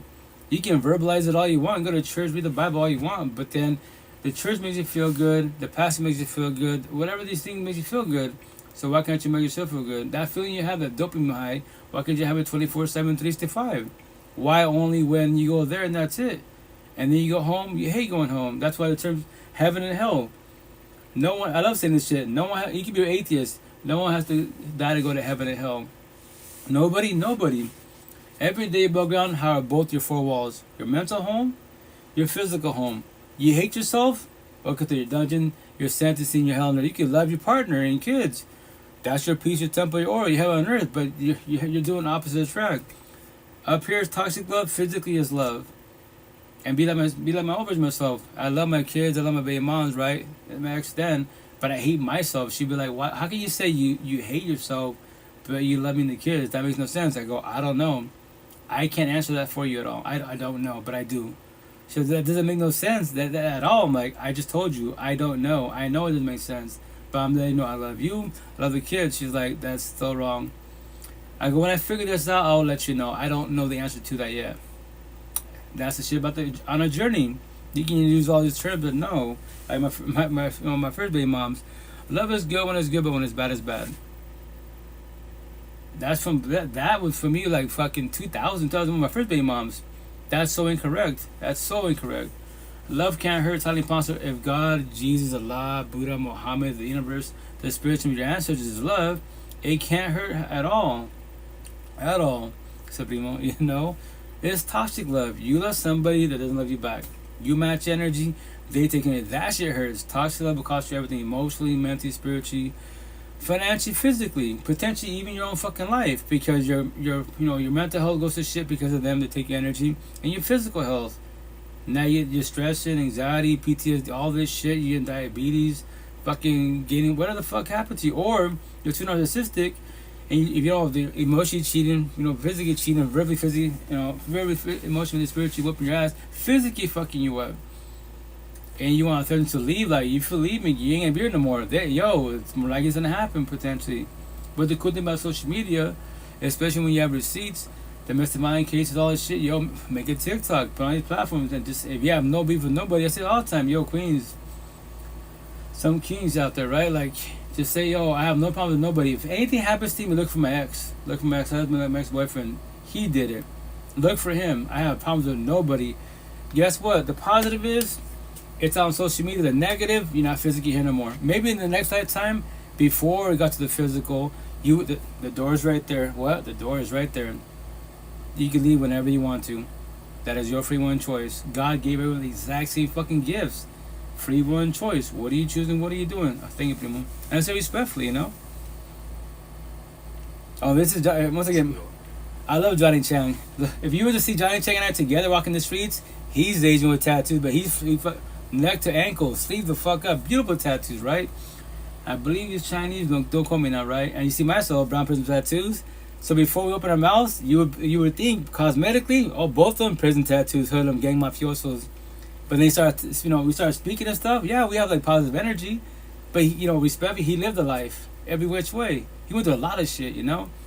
I did it. I grew up with it. Lucky I avoided best as possible. I look like 10 kilos prison tattoos, but no respect. A lot of people will be like, prison tattoos. And I'll say, okay, you can say that. Typically, for the most part, when people come out of prison, they become Bible thumpers. God, God, God. Another little God. And the tattoos typically about God or about their life, right? Respect. If you look at them, They're just words in my notes to the universe. That's all they are. Show me anybody that has my tattoos in all these realms, all these platforms. You can't show me that, respectfully. Thank you for the gifts, much love. Oh, yeah, my cousin, yeah. That's up, Primo preach. Oh, yeah, no, Primo, what's up in a positive manner. And that's why, once again, I love Johnny Chang. He's, once again, the way I preach about life, this healing journey, the Bible, he's a beast. He's like, he don't come to a Christian. No, he's like, I'm just a follower of Christ. That's what I am. You can listen to him, you don't have to. And then he talks about all his stories. Chat his podcast. Type in on Spotify, Johnny Chang. From the first episode, every episode he's a beast. I love the way he speaks, man. He makes religion so easy. But once again, you don't have to be religious at all. You can say, God, he's telling stories. Game mafioso, I did the same thing. And it's beautiful as fuck.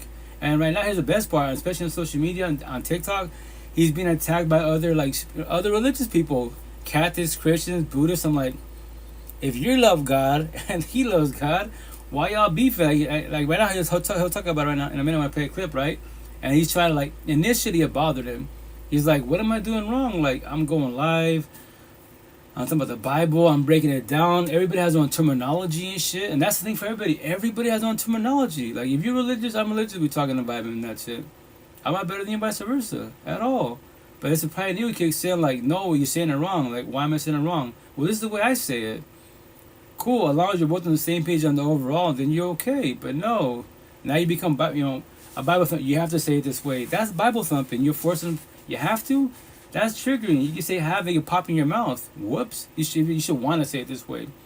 But once again, you both religious people on the overall. Why y'all bumping heads? Would God want you to bump heads? That very much. Would Jesus, Allah, Buddha? That very much. So why you bumping heads? Nobody's better than nobody. You're supposed to be Mr. and Mrs. Positive, But anyways, it says try this when people gossip about you. And once again, Johnny Chang, love this guy. He's a beast. I would love to talk to him. Church is like a hospital, and not everybody's taking their meds. What is a spiritual lesson that you had to learn the hard way? I think for me is adapting to the gossip and hate that I've been getting. When you get big and you start to get kind of Instagram famous or whatever, people gossiping, spinning false narratives against you was something that was spiritually rough, right? For a little bit. I think I got to the level where I could take it when other people talk about me who don't know me. They create these little videos and they, talk. I don't care about that. But when your own church talks about you, I think that's kind of crazy. Or people close to you in your circle that you've done good things, positive things for. Yeah, that happens crazy too. It happens a lot to you. Yeah, it's wild because you'll bring people to your church, for example, and then from other states, they'll just be like, oh, this guy, don't listen to him, only listen to us. That's like me, sending you guys to a mechanic, and the mechanic's just Johnny's a horrible person, and it's he referred me to you guys, you know what I mean? Where's the nunchiba in that, Church is like a hospital, and not everybody's taking their meds. There's some people who are, and there's some people who are aligned, and some people who are just no. So if you guys are experiencing church hurt or things like that, your boy Johnny's feeling the same. When you have a group of people, it don't matter if it's church, it don't matter if it's work, there's always going to be politics. Because human beings have that type of heart posture, where they just like to click up, they like to gossip. When someone gossips about you, and you're over here on your path, that actually says more about the person gossiping than it says about you. So, they're trying to, break me down, and it's kind of wild, I love Johnny James, a beast. Once again, that's the shit. What I say to people, hey, remember this. Anyone talks about you, especially when it comes to religious talk, like him, on TikTok, right, there was this young Spanish girl, I think Chicana, right, from California, make a TikTok about him, and they're all the other brown bad people, fucking young cats, talking shit about Johnny Chan. The way he says it, I go, check out, you're talking about the Bible, right? And I'm brown, you're brown, and he's Asian, he's talking about the Bible, so you're both positive people, quote unquote. God, here's the best part, to call you out.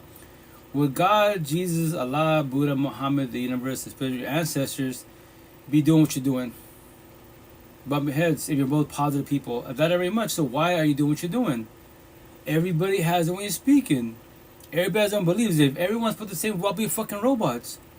We'll be fucking Care Bears. Everyone gets along. There would be no bullshit. In our heads, fucking Care Bears. Everyone that swears empathetic people, God people, religious, Buddha, whatever. In our heads, the whole universe is perfect. Everyone's lovey-dovey. No one's cheating. Fucking nothing. It's phenomenal. Physically, how's this shit working out for you? And she said, look at you, your tattoos. I love my tattoos. I promise you, here's the best part. You're brown, I'm brown. God can't do it for you. You're a brown girl. Keep judging brown boys. 80% of brown boys are fuck boys, and you'll meet him at church, and he'll fuck you over. Like he's doing it to you, his big brother's doing it to you, his father, uncle, and grandfather. It's machismo, not double standards, because that's the way they're taught. So that's your problem. Once again, I love my tattoos. This is the best part. If you ever want to do, become a woman, quote unquote, jump at the podcast. And it's a live podcast for everybody out there. Just talking about to the fullest. You don't have to, but that's your free one choice every which way. And what happens? Block. Like, yep, I did my job, but the best part is this: I called you out your shit. And every time, remember this: when it comes to like haters, right? Me as a being, I love haters. My stomach tattoo, which I got to face, is fuck haters, right? To get your attention. To overage myself, but I love haters. So why? It's not a competition. Remember this, because like, as long as your name is in their mouths, you're winning. When you wake up, you pray for the universe, you go on your day with your life, your routine in life, right? And they wake up, fuck the guy with tattoos. Fuck Johnny Chang. Like, if they just woke up, and Johnny Chang wakes up, you praise go to the day, I wake up, I have compassion in the universe, like, come a day I give my life. I don't give a shit what you're going through respectfully. If you don't want to talk about it, you don't have to, at all, And that's the shit for everybody out there. For everybody out there. People will love you, people will hate you every which way, but as long as you're trying to do positive, best as possible. Best as possible. No one's perfect, we have our flaws, man. But if you want love, especially when it comes to relationships, if you know what love is, you gotta figure out to the fullest. If not, you can blame the devil, because the devil feels the lust. That's your free one choice. If you can't control your lust, you have a lot of healing to do. Don't offer love, don't offer monogamy. You do toxic. One thing you do love, like monogamy, poly, open, finific, situationships. Nowadays, you're 25, we're friends because we don't want a title on it. Do that. Allows each other. Day one, you both tell, hey, check out. I remember what I used to do in 2011 in Seattle. Smartphone. I had no MySpace, no Facebook, right? So that means what? I had to speak to every female, right? When I did my benefits, friends with benefits, in 2011 in Seattle. And Seattle, the queens are not shy. They're very extroverted. They'll shoot the shot. They give no fucks. Partner, no partner type of situation. So every female I had to speak to, every which way. But I told them, day one, check out. I love my baby moms. This love for her, I don't get rid of it. Because if I could, I should be with you. I would not be doing benefits. Because I know you offer a lot of love. We get along to the fullest. You get, you show me more love. I have a deep conversation with you. You're not even my girlfriend. That's my baby moms. I've been on then when I was doing so 2011. That was what I was like basically 11 and a half years with her. I believe I'm saying that right. Yeah, 11 and a half years with her. And look at that. We're talking to the fullest. It's not just about TLC. We don't have to have TLC sex intercourse. But we have, we go for walks, chop it up. We talk about everything. These conversations with you, I can't have that with her at all. They're like, that's crazy, man. How many kids you have with her? 3. I can't have this at all. So I just told them, both, so we're on the same page. I'm not your boyfriend. You're not my girlfriend. It's a fake Roman love story. Try to control your feelings. There won't be us, because I love my baby moms. That we could try. It's not gonna work in your favor because us feelings for her. That's the shit. That's why. As long as you keep it 1,000 day one, my tattoo, then you're on the same page. But the intent best as possible is to control your feelings best as possible. If not, someone try to talk to me. Hey, Marge, my mother nickname, right? We gotta talk. I'm like, respect when I say this. What's there to talk about? We gonna talk about your car? Cool. Computers? Cool.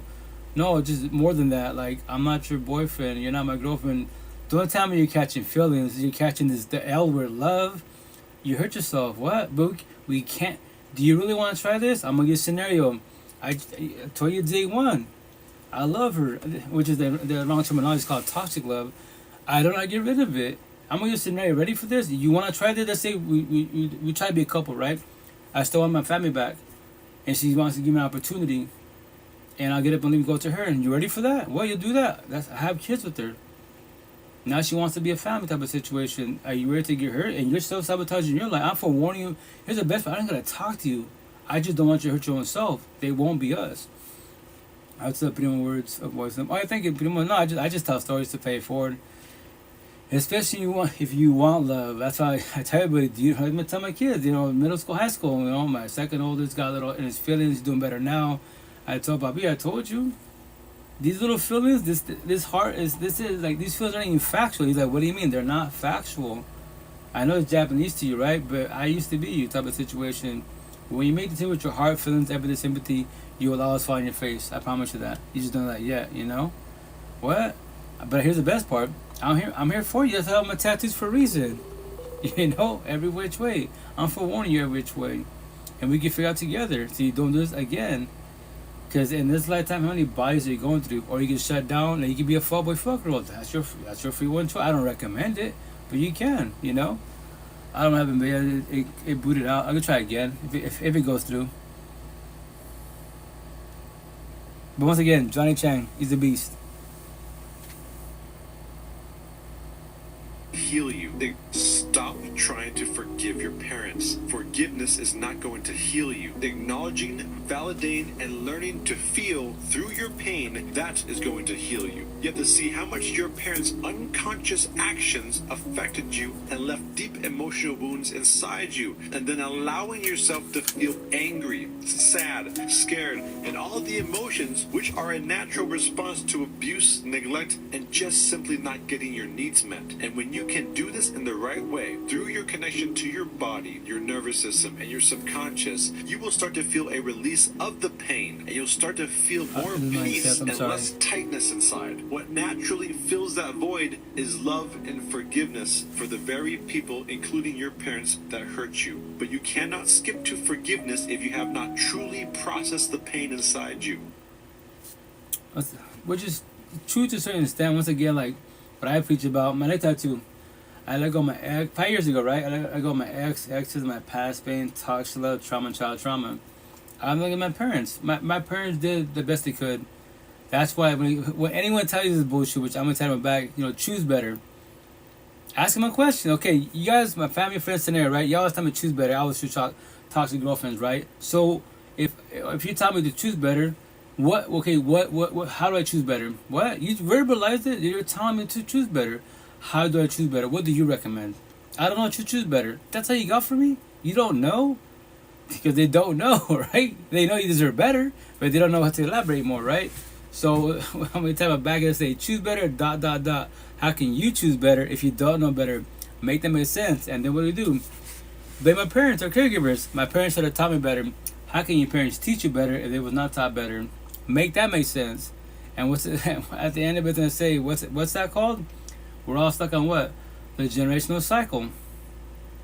That's the big term. All these conversations, all my tattoos, podcasts, all this shit, religious, whatever, everyone's stuck in the same fucking shit. The generational cycle. Initially, what do you mean? If you're doing the healing journey, is any of your family and friends talking to you about any of this shit best possible? I doubt it very much. Because they're on a journey. They can say God, Allah, Buddha, all they want. That's cool. But they're still bitter, hateful. Fuck my ex. Fuck my baby father. Fuck the universe. But I love God. I love Buddha, the universe, my ancestors. Because of bitterness. Because they haven't let go. And it sucks, yes. People will destroy the fuck out of you. Every which way. But what I say, we're all raising correctly. My situation, when I say respect, none of my family wants to stay down to Mexico, back to Spain, the motherland. My side, all my ex's side, they can't teach me this. They don't know this. God is good for sure. But are you good? You go to church all you want, read the Bible all you want, but are you living a life of highest and best as possible? As a couple, love. If it's one side, it's not going to work out at all, respectfully. Trying to be in two places at once, phone, Insta, and here. Oh, I know, the Insta's not happening. It's just, it keeps rejecting, I apologize, So once again, when it comes to your parents, like, you do closure for yourself. Like, now that I worked on myself 5 years ago, like, I let my pops go. Like, he doesn't know. I would love to have this conversation with them, but this is, remember that our parents, for the most part, their minds are pretty much set. If the opportunity is there to have a little small talk, little by little, potentially you can do this, but more likely not. And that's why your parents, aunties, uncles, grandparents still bicker and shit, and they love God. Because they don't know this conversation. That's why when you start breaking the generational cycle, you become the black sheep. They call you crazy and shit. Like my situation, obviously I look crazy and shit with my tattoo, but the best part, they're just words. But it's a map to life, straight to the point. Today, not tomorrow. No use of therapy counts. No. Any word in my body, if it triggers you, I did my job. I respect your boundaries, king, queen, but do you want to talk about it? You don't have to. That's your free one choice. But there's a problem. What? To forewarn you, there's a problem. You don't have to talk to me. But then you have a partner because you want love, marriage, and bullshit. And that's the same question I just asked you. What will you do to the person you love? Push them away? Then you are the problem. And you're in a self-sabotage relationship. They'll give you 1,000 chances, not 1,001. You ready for that bullshit? Hurt people, heal people. I'm for warning you. You don't have to comprehend me at all. You can call me crazy. I've heard it all. I don't care. I'm crazy, but I'm blessed. I'm an open book. I'm not a virgin. I talk to, whatever you want to ask about me, we're talking to the fullest, you know? Disloyal of you to sleep with someone else on a break from your partner. But you also do tell them. That's the problem right there. People don't talk about the rules when it comes to a break. You have to be able to set boundaries that you both agree on before you set that break, because if not, one person has their own perception of what that break is and how they need to navigate it, and the other person does. My thing is this, Sweetie. If you're taking a break with the intention to sleep with someone else, in my opinion, that's out of pocket. If y'all are on a break because you've agreed that we just need this space to work out things separately or whatever that looks like, and you step out then and you end up back together because you decide to be back together, then that's different. But to me, whenever your intent is to take a break to step out, you were already breaking the commitment from the beginning while you were in that relationship. Look here, man. Let me explain something to you about a break. The only break I believe in is breaking up completely. Because again, when we in this for the long haul, if you need a break, you can take your ass upstairs in the other room. You can take your ass to the backyard to think about it. Fact. You can sit your ass in the car to think about it. That's the break that you get, right? If we in this for the long haul. But if you say a break in which we gonna go entertain other people, your ass is single. As soon as you announce said break. Facts. That's why when I say people like, when your partner says corny ass bullshit like, hey babe, I need my space, time to think about us, we need a break. You are A, they are B, monogamy, love, right? And they're going through their fucking options. See the Z party. I love them. I've been there for 3 years. You know what? Let me see what other options. Let me weigh it down. Like I could be with them. We go on dates. You know, you got 3 years of history scenario. Let's have a partner 3 years together, and she wants a break. Everyone be free, and they begin. Fuck. Everyone says the same corny fucking line, right? What do we all say? What does everybody say when we bitch about our partners and talk relationships? The therapist, counselor, the priest. I don't give a fuck who it is. Well, how was the relationship in the beginning? In the beginning, it was lovey-dovey and shit, because everything starts with fucking love. Every friendship, partnership, everything starts with fucking love. They went off the fucking rip. The deal not to be a dick day one. If you are, reject protection, walk the fuck away. Oh yeah, you're a circle. You're too fucking broken. You're mad in life. I like you. I like me from a distance. I don't give a shit. Yeah, but look at the way you carry yourself. Energy is garbage. It's filthy, you know? But keep it simple. Everyone starts with love. And it goes to toxic love. So yeah, these options will love your partnership for now. And anyone that goes body hopping the whole field, jumps relationship right away, you take no time to heal. All your traumas from your exes, I don't know how many you have prior to the next partner, goes to the new partner. And in the beginning, especially in social media, we lovey-dovey, they're rubbing your face, kissing and bullshit. Now they're getting married, all this shit. All this shit you want to do with your partner, now they do with the new partner. And remember that the partner that falls back starts the healing journey, right? You don't feel like you don't know this yet. It's not even a reason competition, but you're winning. What? Because you're falling back, like I did 5 years ago. And so on this healing journey, let me figure out this shit. Why the fuck did they fail? My situation, I'm gonna have a third baby moms, 20 baby moms. Like, nah, there's gotta be a reason why this shit fails. I'm not the only one fucking up, you know? But anyway, your partner moves on. For now, they're happy. They used to be see each other in the streets. He loves me. He treats me better. I go, yeah. For now, what do you mean? You took no time to heal. I'm your ex, and the pre-exes, all that trying bullshit. It'll go to him. It'll go to her. What? Enjoy that. I pray for you. Go my day. Go my life. I'm chill by myself. I'm trying. It hurts. It sucks being alone because you got detox and codependency. But I'll figure this shit out. And when I do, I don't want to. My second, the mother of boys. She's the last queen this lifetime. I'll ever heard my words, my bullying and shit. Cause I don't give a shit about words. My father destroyed my words. My first baby mom destroyed my words. I don't give a fuck about words, at all. They're irrelevant to me. But I forget other people. It hurts them. That's why I tell people, any word triggers you. Scenario. I use the word bitch, right? Behind the screen, I say the word bitch, and for you in your head, your mental thoughts is you become sad, depressed, or bitter, or hateful. If it goes when you hear the word, any term you hear, right, and it triggers you, especially for nobody behind the screen or in the street type of situation, but they're nobodies to you. Talk to yourself. Why and how do I feel the way I feel? I heard someone say stupid, right? They weren't talking to me directly. I'm the third party. I overheard the word, but now you become sad and depressed. But do you know why the word hurts you? Do you know why it becomes negative energy for you as one being? Because not only said this shit, that word scenario is dumb. The word dumb to you, yeah, many owners of the word dumb. So talk to yourself. Who hurt me with the word dumb? Did my father call me dumb? Did my brother call me dumb? Did the fucking priest call me dumb? My ex call me dumb? The bully, there it is. You have many owners of the word dumb. That's when you hear it in your head, flashbacks. That's when you make movies and you have anime and bullshit. It's all flashback. That all the little movies, and especially me, I love anime. It's fucking factual. You hear it turn boom, and you're watching that shit. Same things happen in your head. You rewind time, with every time that person called you dumb. That's my situation. I don't give a shit about words at all. They're irrelevant. I know words just spells. They cut deeper than a knife. The worst people you go, which over the two, your partners, especially your kids. Especially your kids. To become those relationships is really hard to do because you're the person that loves them. You love God, higher source, quote unquote, but you're verbally abusive to your partner. And you say you love them. You know, and the same thing for your kids. You're verbally abusive to your kids. And you say you love them. And you love God, quote unquote. And then you become physical with your partner and the kids. My tattoos. If you become physical with your partners, especially with kids, right? My tattoos. You're the slave master. So you're religious talk, right? You're the fucking Roman soldiers and shit, whooping fucking Jesus' ass. Yeah, but you love Jesus, quote unquote. Analogy metaphor, what? You crucifying fucking Jesus. That's what you do. You're whooping a kid's ass. That kid is fucking. First and foremost, myself as a being, my tattoos, I call everybody monkeys. Anyone, if you're not a professional fighter, right? If that's not your career type of situation, what you gonna call it? I just call you monkeys. And then somewhere it says monkeys, it says zoos, jails, and prisons. Because why? I believe all your monkeys should be in zoos, but you cannot put a human in a zoo because that's inhumane. So it says jails and prisons. Why? Because that's the layaway. The day you fuck up, someone calls the cops, you get assault charges, DV charges. Go catch a case. But you love God. When you're locked up, talk to yourself. Why? How the fuck did I end up here? What did I do wrong? That's what my tattoos called triggers. Y'all driving, red light, bothered, triggers. Yellow light, anger, trigger.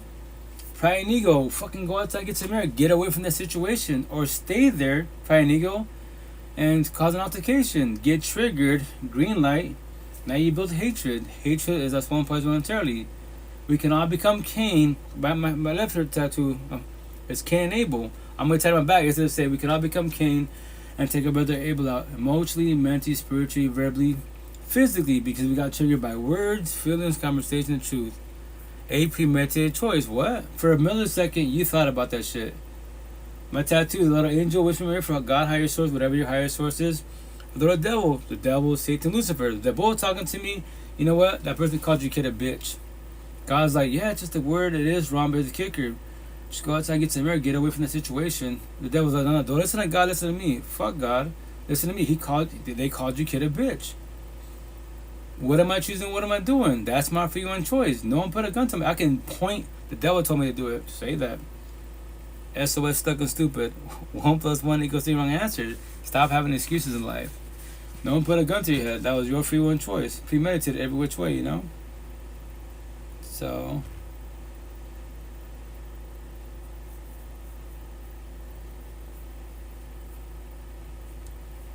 I'll pay you a couple more clips. Gotta get out in a minute. Is trauma. If you say, everybody has trauma. Everybody has trauma. That's what recycles as a person is trauma. Karma recycles. Part of karma is trauma. If you say, I've never had any trauma, maybe you haven't, but maybe your parents had it and you experienced it while you were in the womb. Or maybe your grandparents have it. Now we know from epigenetics that actually the memory of trauma is recycled through genes and epigenetic memory. How that happens, memory is a deep mystery, but that trauma recycles. The memory of trauma is anger. The desire to get even is hostility. The anticipation of trauma again, because you're scared, is anxiety and fear. Blaming yourself is guilt and humiliation. And the sum total of this is depression. The depletion of this is depression. So at some point, everybody has this. And you say, no, I meditate, I exercise, I have the best relationship, I have most money, I have 10 exits, whatever. I feel life is great. But wait a little bit. Everybody gets old. Everybody at some point, although we feel, hopefully, no infirmity, but everybody also encounters death. The spiritual traditions tell us that these traumas or these interpretations of injury is what keeps us in fear. And the solution to this is only one thing, is to wake up. That's why I say the waking up from trauma is the waking up to reality, to who you are. And who you are is the entire universe.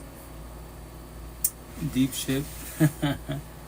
Every which way. And that's the thing for everybody out there. Like, that's why everybody has their own terminology, right? I use the term the generational cycle. Everyone's stuck on that shit initially-wise, you know? Look at all your toxic family. Here's the best part. Thank you for gifts again, man. Oh, yeah. Oh, thank you, primo. Oh, yeah, that's...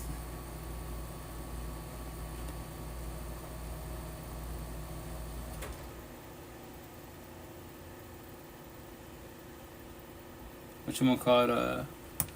So, once again, this is not my gift at all, right? We have the spiritual universe 4D to 10 into the Matrix. But I gotta tell people all the time, I do my one-on-ones. Yo, everybody, do you want to see your future? Especially in a toxic relationship. Let's say, to keep it simple, you're 20 years old, as a couple. Your family's toxic, their family's toxic, right? Your partner's family's toxic type of situation. So, everyone knows what happens behind closed doors. Like, they can be lovey-dovey, publicly wise, go to church, Allah, Buddha, whatever. But you know, behind closed doors, as a couple, you know, your parents are toxic, you know, and let's say my partner's, her aunties and uncles are toxic, and then my family, my grandparents are toxic. There's everyone's future, and then as a couple at 20 years old, we're toxic. So you want to see your future right in front of your face. What you gonna call it? Whatever.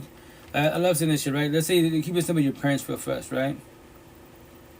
What you gonna call it? Your parents are toxic on both sides. Now look at your parents on both sides. What's the age gap?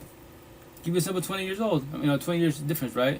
Let's say your older cousins, 18, 20 years difference, right? Your aunts and uncles, 20 years, 25 years difference. Your grandparents, abuelitos, a 50-year difference. 50 years. So 50 years from now, if you two at 20 years old stay together, that corny-ass trauma bond, become your grandparents 50 years from now. I just told you your future. What? You can tell. You'd be like, fuck that. That's the same shit. You can say, I'm fucked out, I'll leave. You can leave, but you're going to come back. It's harder when you have kids, respectfully. It's going to be a family, and then everyone will criticize you, and it's a devil, it's wrong for doing that, because religion says that's wrong. You bring up the family every which way. Yo, this is your life, man. Be selfish in a positive manner. If you don't got you, then who got you? Higher source, yes. God, Jesus, Allah, Buddha, Muhammad, the universe, the spiritual, your ancestors. Emotionally, spiritually, they're all by your side. They didn't ever fucking leave you. We left them when we got comfortable with our partners, our peoples and shit. But when we get in a bind, toxic relationships, we have to get arrested. That's what we want, God. What's up, God? I need you again. And when He helps us, definitely otherwise, what do? KR, I'll hit you up. I'll go back to church when I need you again. So, higher source, unconditional love. Beings, conditional love. We do it in transactional type of situation, you know? Hey, what's up, number one? How you doing? Welcome to the live.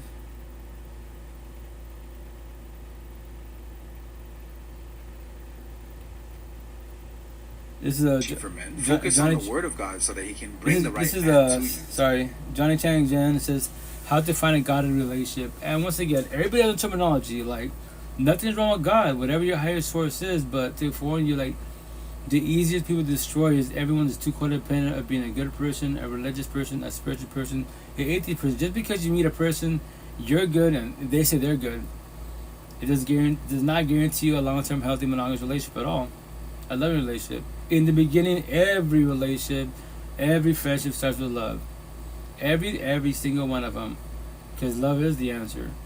But little by little, go to toxic love, emotionally cheating, verbally abusive, passing by on a cell phone, and so on and so on.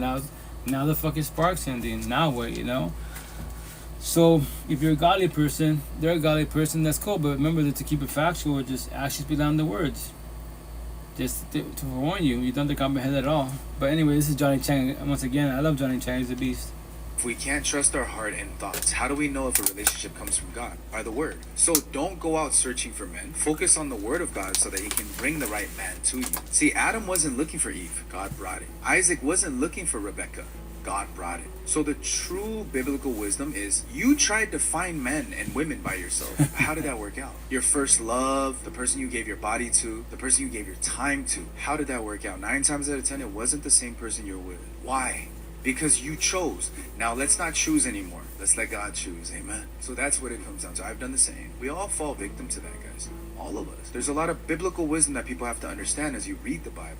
It's not, oh, do I look for this characteristics? No, we all fall short. And being single in a season of solitude is beautiful for you to work on your relationship with God. Because that is the relationship that bleeds into all other relationships. If you can't learn to love God and bend for God and sacrifice and surrender to God, who's worthy of sacrifice, worthy of our surrender, worthy of our love, worthy of our loyalty, then how would you then treat a man correctly or a woman correctly if they're not even deserving and they have blemishes and shortcomings and lackings? So that's what it means. Thank you, Primo. Beast was again like I love the way Johnny Chang speaks. God talks in life in general, he breaks it down. But once again, and I say respectfully, I tell people like Buddha spoke mind and body.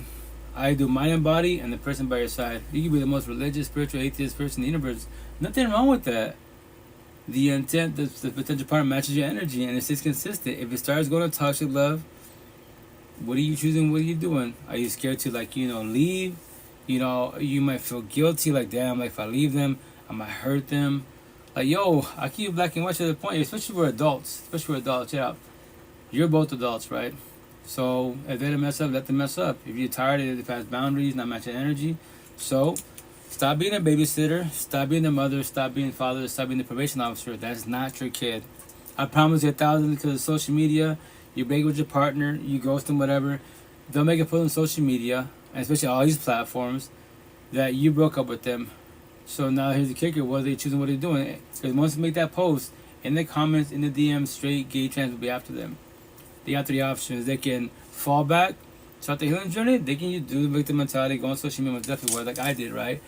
Option 2, do the body hopping whole face. Option 3, jump into a relationship right away. So your partner moves on. Let's say you fall back. Your partner moves on right away, or does the body have a whole face? Because why? They're broken, codependent, scared to be on abandonment issues. Inside, they're broken like you're lost. They are scared to be alone every which way. Because the healing journey sucks. It hurts really fucking bad. Because you see people happy. You're like, damn, you see older people that are lovey-dovey and shit. You're like, and that's a part of love. Like, fuck, we won't have that. That's why, which I recommend that movie. It's called Collateral Beauty. I've been saying that shit. Love, Time, and Feelings. I believe. No. Love, Time, and Death. Many years of my life, right? And then I fucking saw that shit 5 years ago to my breakup. And I was watching that movie, bawling like a bitch. To this day I watch it and bawl like a bitch. Because why? It's beautiful. It's like, that's what we worry about. Love. When will I get love? Time. I'm getting older. I'm not getting younger, especially the queens. They're getting older. They, the time clock for the kiddos. And then death. When will I, when it comes to death, will it be what's the word, who cares about my legacy type of situation? What happens to the kids? And the downfall about that type of stress, you overstretch yourself every which way. And that's how you age faster. I've been telling customers in the farmer's market, hey, yo, what's the idea or plans for the weekend? They're like, ideas? Well, typically, normally we say plans, but I don't do plans. I use the word idea and faith. Why? It's a 50-50 shot because when you make plans, the idea, I plan to go to the beach this weekend. Scenario, right? And I can't go to the beach because all of a sudden I gotta watch the kiddos, or my boss calls me in, or I go there but the beach is full. But then my day goes to shit. So if I use the word idea and faith, but if I use the word idea, the idea is go to the beach. And if it's a 50-50 shot to leave, if 50% works out, awesome, it was meant to be. 50% doesn't, it wasn't meant to be. I trip, I don't fall, go my day, go my life, every which way. Hey, what's up? Hey, the queen going respectfully. And that's the way I speak is to be. I always thought that in 2000 a long time ago. Idea and faith, And that's when it comes to, again, religious talk. Nothing's wrong with God, Jesus, Allah, which is beautiful. But it's more on the queen side. Just don't be codependent of it to forewarn you, because just because you meet me at church, I read the Bible, the Quran, Muhammad, A for effort, but actions be on the words. And remember that before passive ban on cell phone, before physically cheating, it's called emotionally cheating. Do you know what emotionally cheating is? No. Cool. Nothing wrong with looking, but when you're sitting there, I'm your boyfriend, right? And I'm looking at a female, but I'm staring. I'm gawking. I use the word gawking. I'm gawking. That's called emotionally cheating. You see it. What happens to you? Typically, females 9 times out of 10, you catch me, but you don't say shit. You might get mad. You might get in your feelings, but you don't realize boundaries. You don't say anything. So you ground me, and I become lovey-dovey and bullshit, all that corny ass shit, and now we're back on good terms again. That's a red flag every which way. That's the beginning of it. If I'm doing funny face, imagine that work. Imagine the streets. Imagine my peoples. It's gonna evolve to more. Nowadays, the best cheating app in the universe, Snap, every which way. You know, any platform you can cheat most definitely, for sure.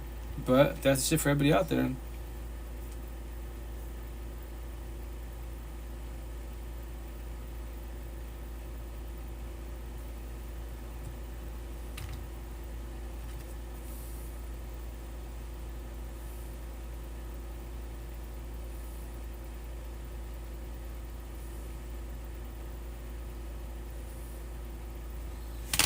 As a phony, I'll play one more clip, guys, and I get going, okay?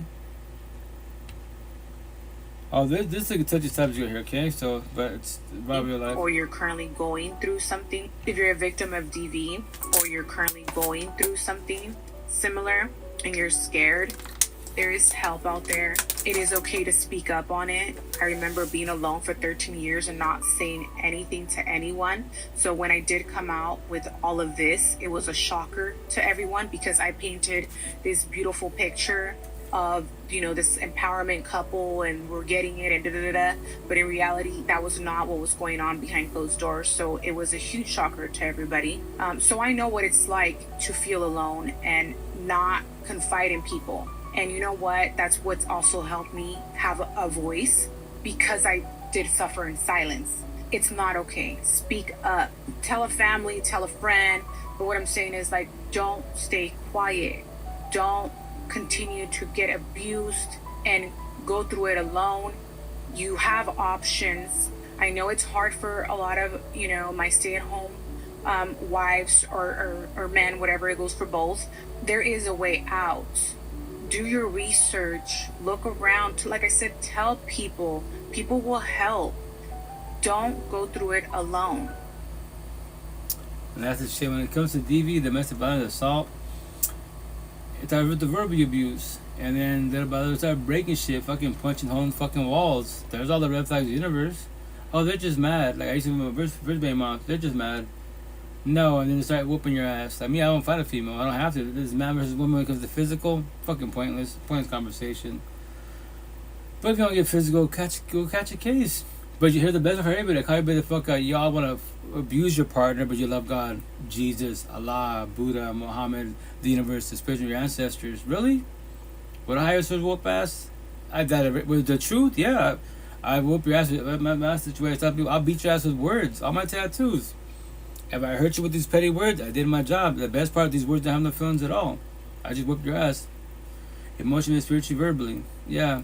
Now what are you gonna do? You wanna get physical? This is American in Mexico. I call it Boys in Blue. And then this receipts, I make a TikTok, and all you boys gonna go to Narcissistic. You worry about what? All capital letters. I believe I have them this from somewhere. I wanna say I do. I have too many tattoos. Your reputation. I phone the whole universe. You want? I'll put you. I'll make a TikTok about you. Put it on every platform. To phone. That's a cool thing about social media. You can phone the whole universe about anybody. Like you're gonna talk to your relationships, right? Check it out. Especially when you see, let's say you're more on the female side. Your ex-husband, boyfriend was, you know, physically abusive. You know, a fuckboy type of situation. You have receipts. Make a TikTok. And tell your story. This is what I went through. This is the red flags that I missed. To forewarn you, hey, all you queens. You want to date my, you know, ex-boyfriend, ex-husband? This is the shit I miss. Maybe he's on his, I don't speak to him anymore. Maybe he's on his healing journey and he's changing ways. I don't know. I'm just forewarning you and paying it forward. This is what I went through. This is what I missed. This is the red flags that I missed, the boundaries that I not verbalized type of situation. I pray he's doing better. I pray he's working on himself. And that's it. And he can go on social media. You can get his lawyer. I'm going to sue you for defamation. If you have visual receipts, like, yo, like, that's a police report, right? That's course correct, right? So how's that? How did it defame you? That's all factual. Now, if I'm saying that you're a good person, that you love me, no, now I'm selling dream. Now I'm talking shit because you don't. That's not you. I'm speaking facts. You're just bothered because I put you on social media. I'm exposing you. I'm forewarning the universe to not fuck with you. Think about it. Especially you, Queen, if you told your story on all these platforms and made a podcast, no one really want to fuck with your ex-boyfriend or husband. If they do, that's their free will and choice at their own fucking risk. If they want it the hard way, they get it the hard way. Or potentially, maybe they did change their ways. Every which way. And that's the shit. That's why hurt people, heal people. And it's day by day baby steps. No one's perfect, have a flaw. Anybody can change their ways whenever they want to.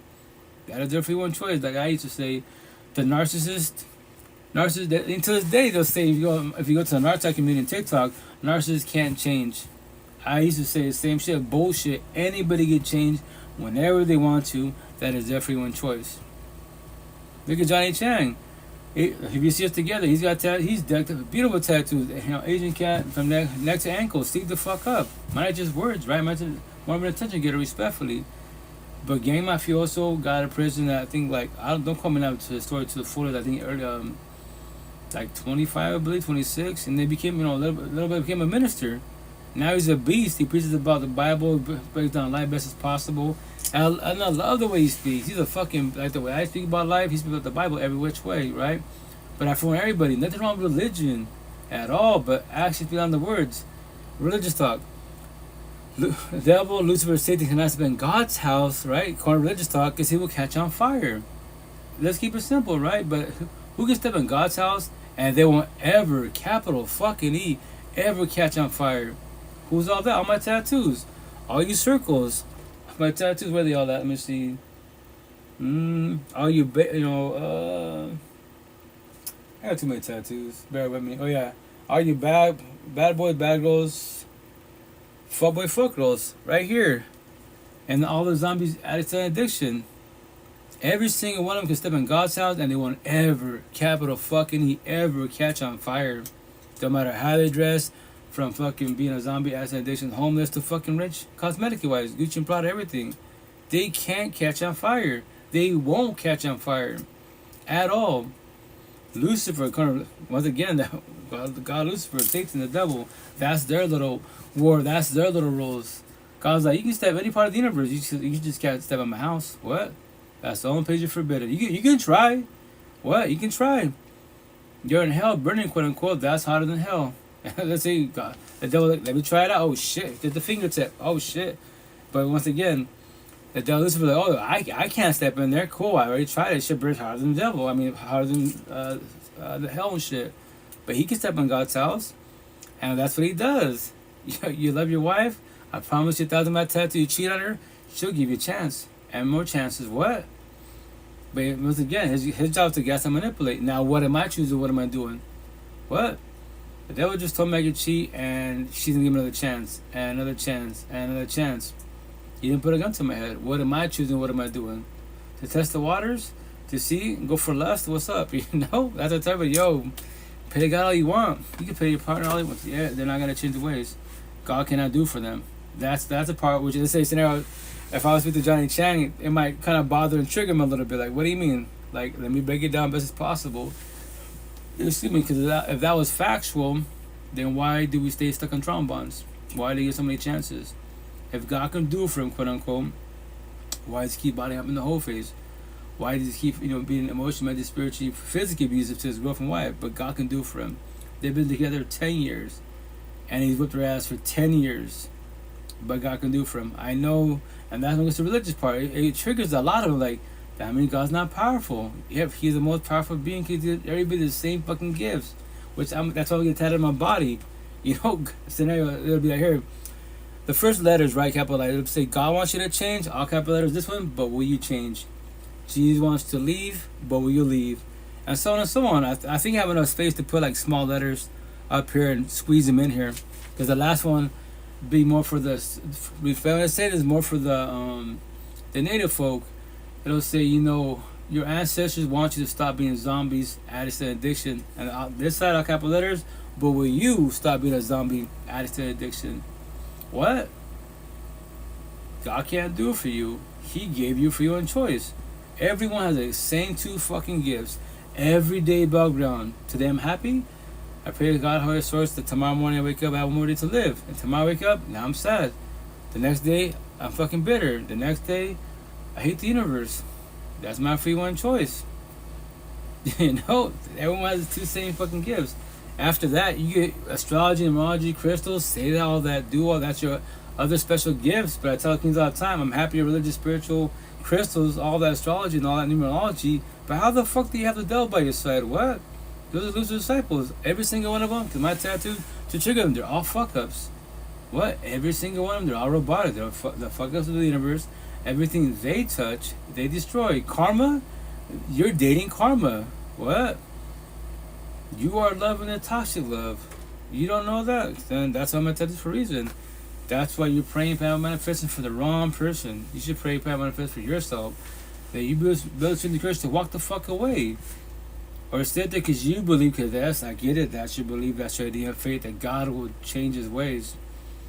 Cool, maybe tomorrow, but how long, or maybe one of these days, that day, when will that day be, you know? And I say that respect, but love you guys, gotta get going, have a blessed night, take it, be safe. I might be on tomorrow night, potentially. So, remember this, the Model Universe, I'm always in your pocket 24/7, 365. I have to give like a shout out to, you know, like, to God, Jesus, Allah, Buddha, Muhammad, the universe, the spiritual universe, your ancestors. To Religious Talk, Johnny Chang, he's a beast. Buddha Talk, Sathi Tim on Spotify, a beast. And then the other queen on Spotify, which I highly, highly recommend.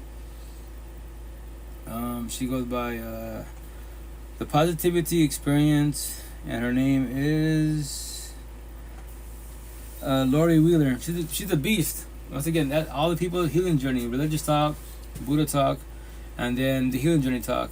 I love the way you speak. I love their stories every which way, because it's all about feelings. For everybody out there, there's so much podcasts out there. That's Spotify #1 out there. And, you know, I believe Apple, you have Apple Podcasts, whatever. You know, same thing. Just type in whatever, any negative feeling you're going through. Breakups, divorces, you know, anxiety, emotional breakdowns. Type it in there. Type in the Healing Journey. So many podcasts, so many resources. And you're hearing people, you don't see nobody. You hear, or if you watch it on your phone, you actually watch the videos. If they have the videos, not just audio. You hear someone speaking, and maybe the way I'm speaking to you don't like it. I know I speak fast. I'm trying to speak slow. I apologize.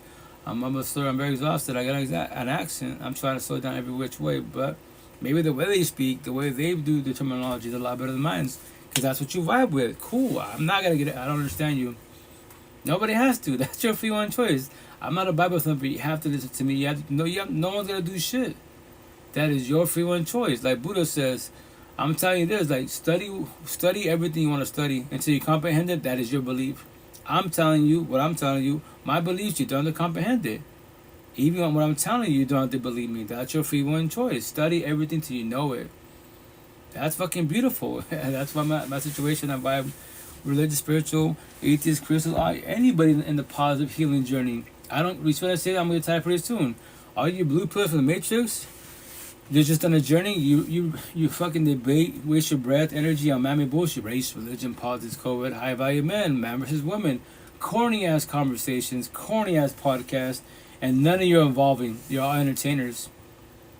You won't ever evolve in life. Capital fucking. And you get back about $1 million, $1 billion social media, but then when you get off social media, you go away from fucking work, you go home. Especially when you go home, you get in your car, you gotta deal with your partner. I gotta deal with Maria John. Why the fuck you have to? You have nowhere else to go to? All these doors in the universes you go through. At work, at Burger King, at the hall, at the gym, the must. Why do you have to go back to the person you bitch about every day, bug out to everybody? To higher source, to the priest, to social media. You have nowhere else to go to? Maybe not today, maybe tomorrow. That's what I was to get before we get out of here. Heaven and hell, these terms. You can be atheist. No one has to die to go to heaven and hell. Literally, every day bug down, you wake up living this shit. How's your mental home? Your four walls upstairs? And your physical home. What's up, Candyman? How is it? If you hate yourself, just like yourself, like I used to, then that's your dungeon, your senses, your hell on earth. You're not physically dead. You're living this shit. And then your toxic home. Let's say your partner sleeping like a baby. Verbally, mentally, fuck them. So you hate yourself, the person in the mirror, and you hate your partner. And you just woke the fuck up before you leave the house, before you go to anywhere, before you go to the Matrix. That's your dungeon, your sentence in hell on earth. You're not no one, once again, born and raised Catholic. We're taught that, like, yes, the intent in general, live positive as best as possible. But then, they kind of like try to put fear and scare you, like, if you keep doing wrong, you're going to go to hell. Potentially, but don't worry about that respectfully, as long as you do positive as best as possible. But you're living this shit every day above ground, because you wake up, fuck my parents, fuck my ex, fuck the universe, and you just woke up. That's the shit. And now, but then when we go to the Matrix, I love my job, I love church, I love my peoples, I love everybody. Cool, then that's your peace, your temple, heaven on earth, right? But the downfall is, when your day's gotta end, you're gonna get in your car, fuck. Now you're trying to go home. You get home like with my first baby moms. Get home and I sit in the fucking parking lot half an hour, and hours. And she texts me like, "You've been out in the parking in your car for 2 hours already. You know that, right? When you coming in, I'll be there in a minute. You said that 2 hours ago. My daughter was coming out and sit in the car with me. Dad, you okay? I'm good. I'm just chilling. Why do you want to come in the house? I'm just chilling, man. I'm just trying to beg. My excuse was I would tell my kids, opposite my kids, I'll be like, it was just a long day at work. I'm just trying to get a breather right now, But it's not the kid that's, I don't want to do my baby moms. I don't. Fuck. I won't ever have the fucking feeling when I get in my car. Fuck, I gotta deal with Maria. The fuck I do? I don't gotta deal with nobody. That's my free one choice. The only person I need, chase, compete, submit, and need validation. Who? The person here, myself. I don't need validation from my kids. Co-parenting, my ex-husband, none of you guys. This is my life. If you don't got you, who got you? On top of that, when we say, like, it helps me, it makes me feel good when I help others, right? And vice versa. And then my job makes me feel good. Church makes me feel good. My tattoos make me feel good. Cool, I'm gonna tell my back to cut me the fuck out. If people make you feel good, if man-made bullshit makes you feel good, why can't you make yourself feel good? Make that make sense. And what's the answer? Codependency. I need validation from every being, every man-made bullshit. My job, my tattoo, my car, these, Gucci and Prada, OnlyFans, drugs. Yeah, because all that man-made bullshit makes you feel good. The day that everybody leaves you, and man-made bullshit leaves you, and you're all alone, face tattoos, you ready for that? You ready to get rejected from everybody and hit rock bottom? And you're all alone. Now what are you choosing? What are you doing? Respectfully. But I love you guys. Have a good night. Stay blessed. And I say all this respectfully, because I'm just telling stories for you guys, so you to pay it forward. Especially younger than I am. 18 at heart, just in 44. The last 5 years of my life blessed. I started my healing journey at 39. Healed now. These tattoos are my scars. I don't worry about breakups. I got about 1,000 girlfriends. They can all ghost. I don't care. I don't need nobody. That's codependency. I want people if they want I. And remember this. Anybody can reject you. In life, you will always get rejected. But the worst rejection is the person by your side. And to forewarn you, fear in a positive manner. A forewarning. You can go lovey-dovey, 1 year, 2 years, everything's phenomenal, beautiful. You both go to work, you come back home, they don't come back home. What? Or the worst one, you both go to sleep, you wake up, they don't wake up. Rejection. Yeah, ready for that? But love you guys, have a blessed night, take it safe. Big squad, take care, ciao ciao, be safe. For my TikToks, love you guys, take it safe, ciao ciao. Both my Facebook, love you guys, take it safe, ciao ciao.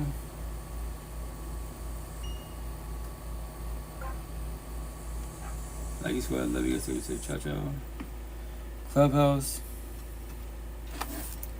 love you guys, take it safe, ciao ciao. IG, love you guys, take it safe, ciao ciao. Twitch, love you guys, take it safe.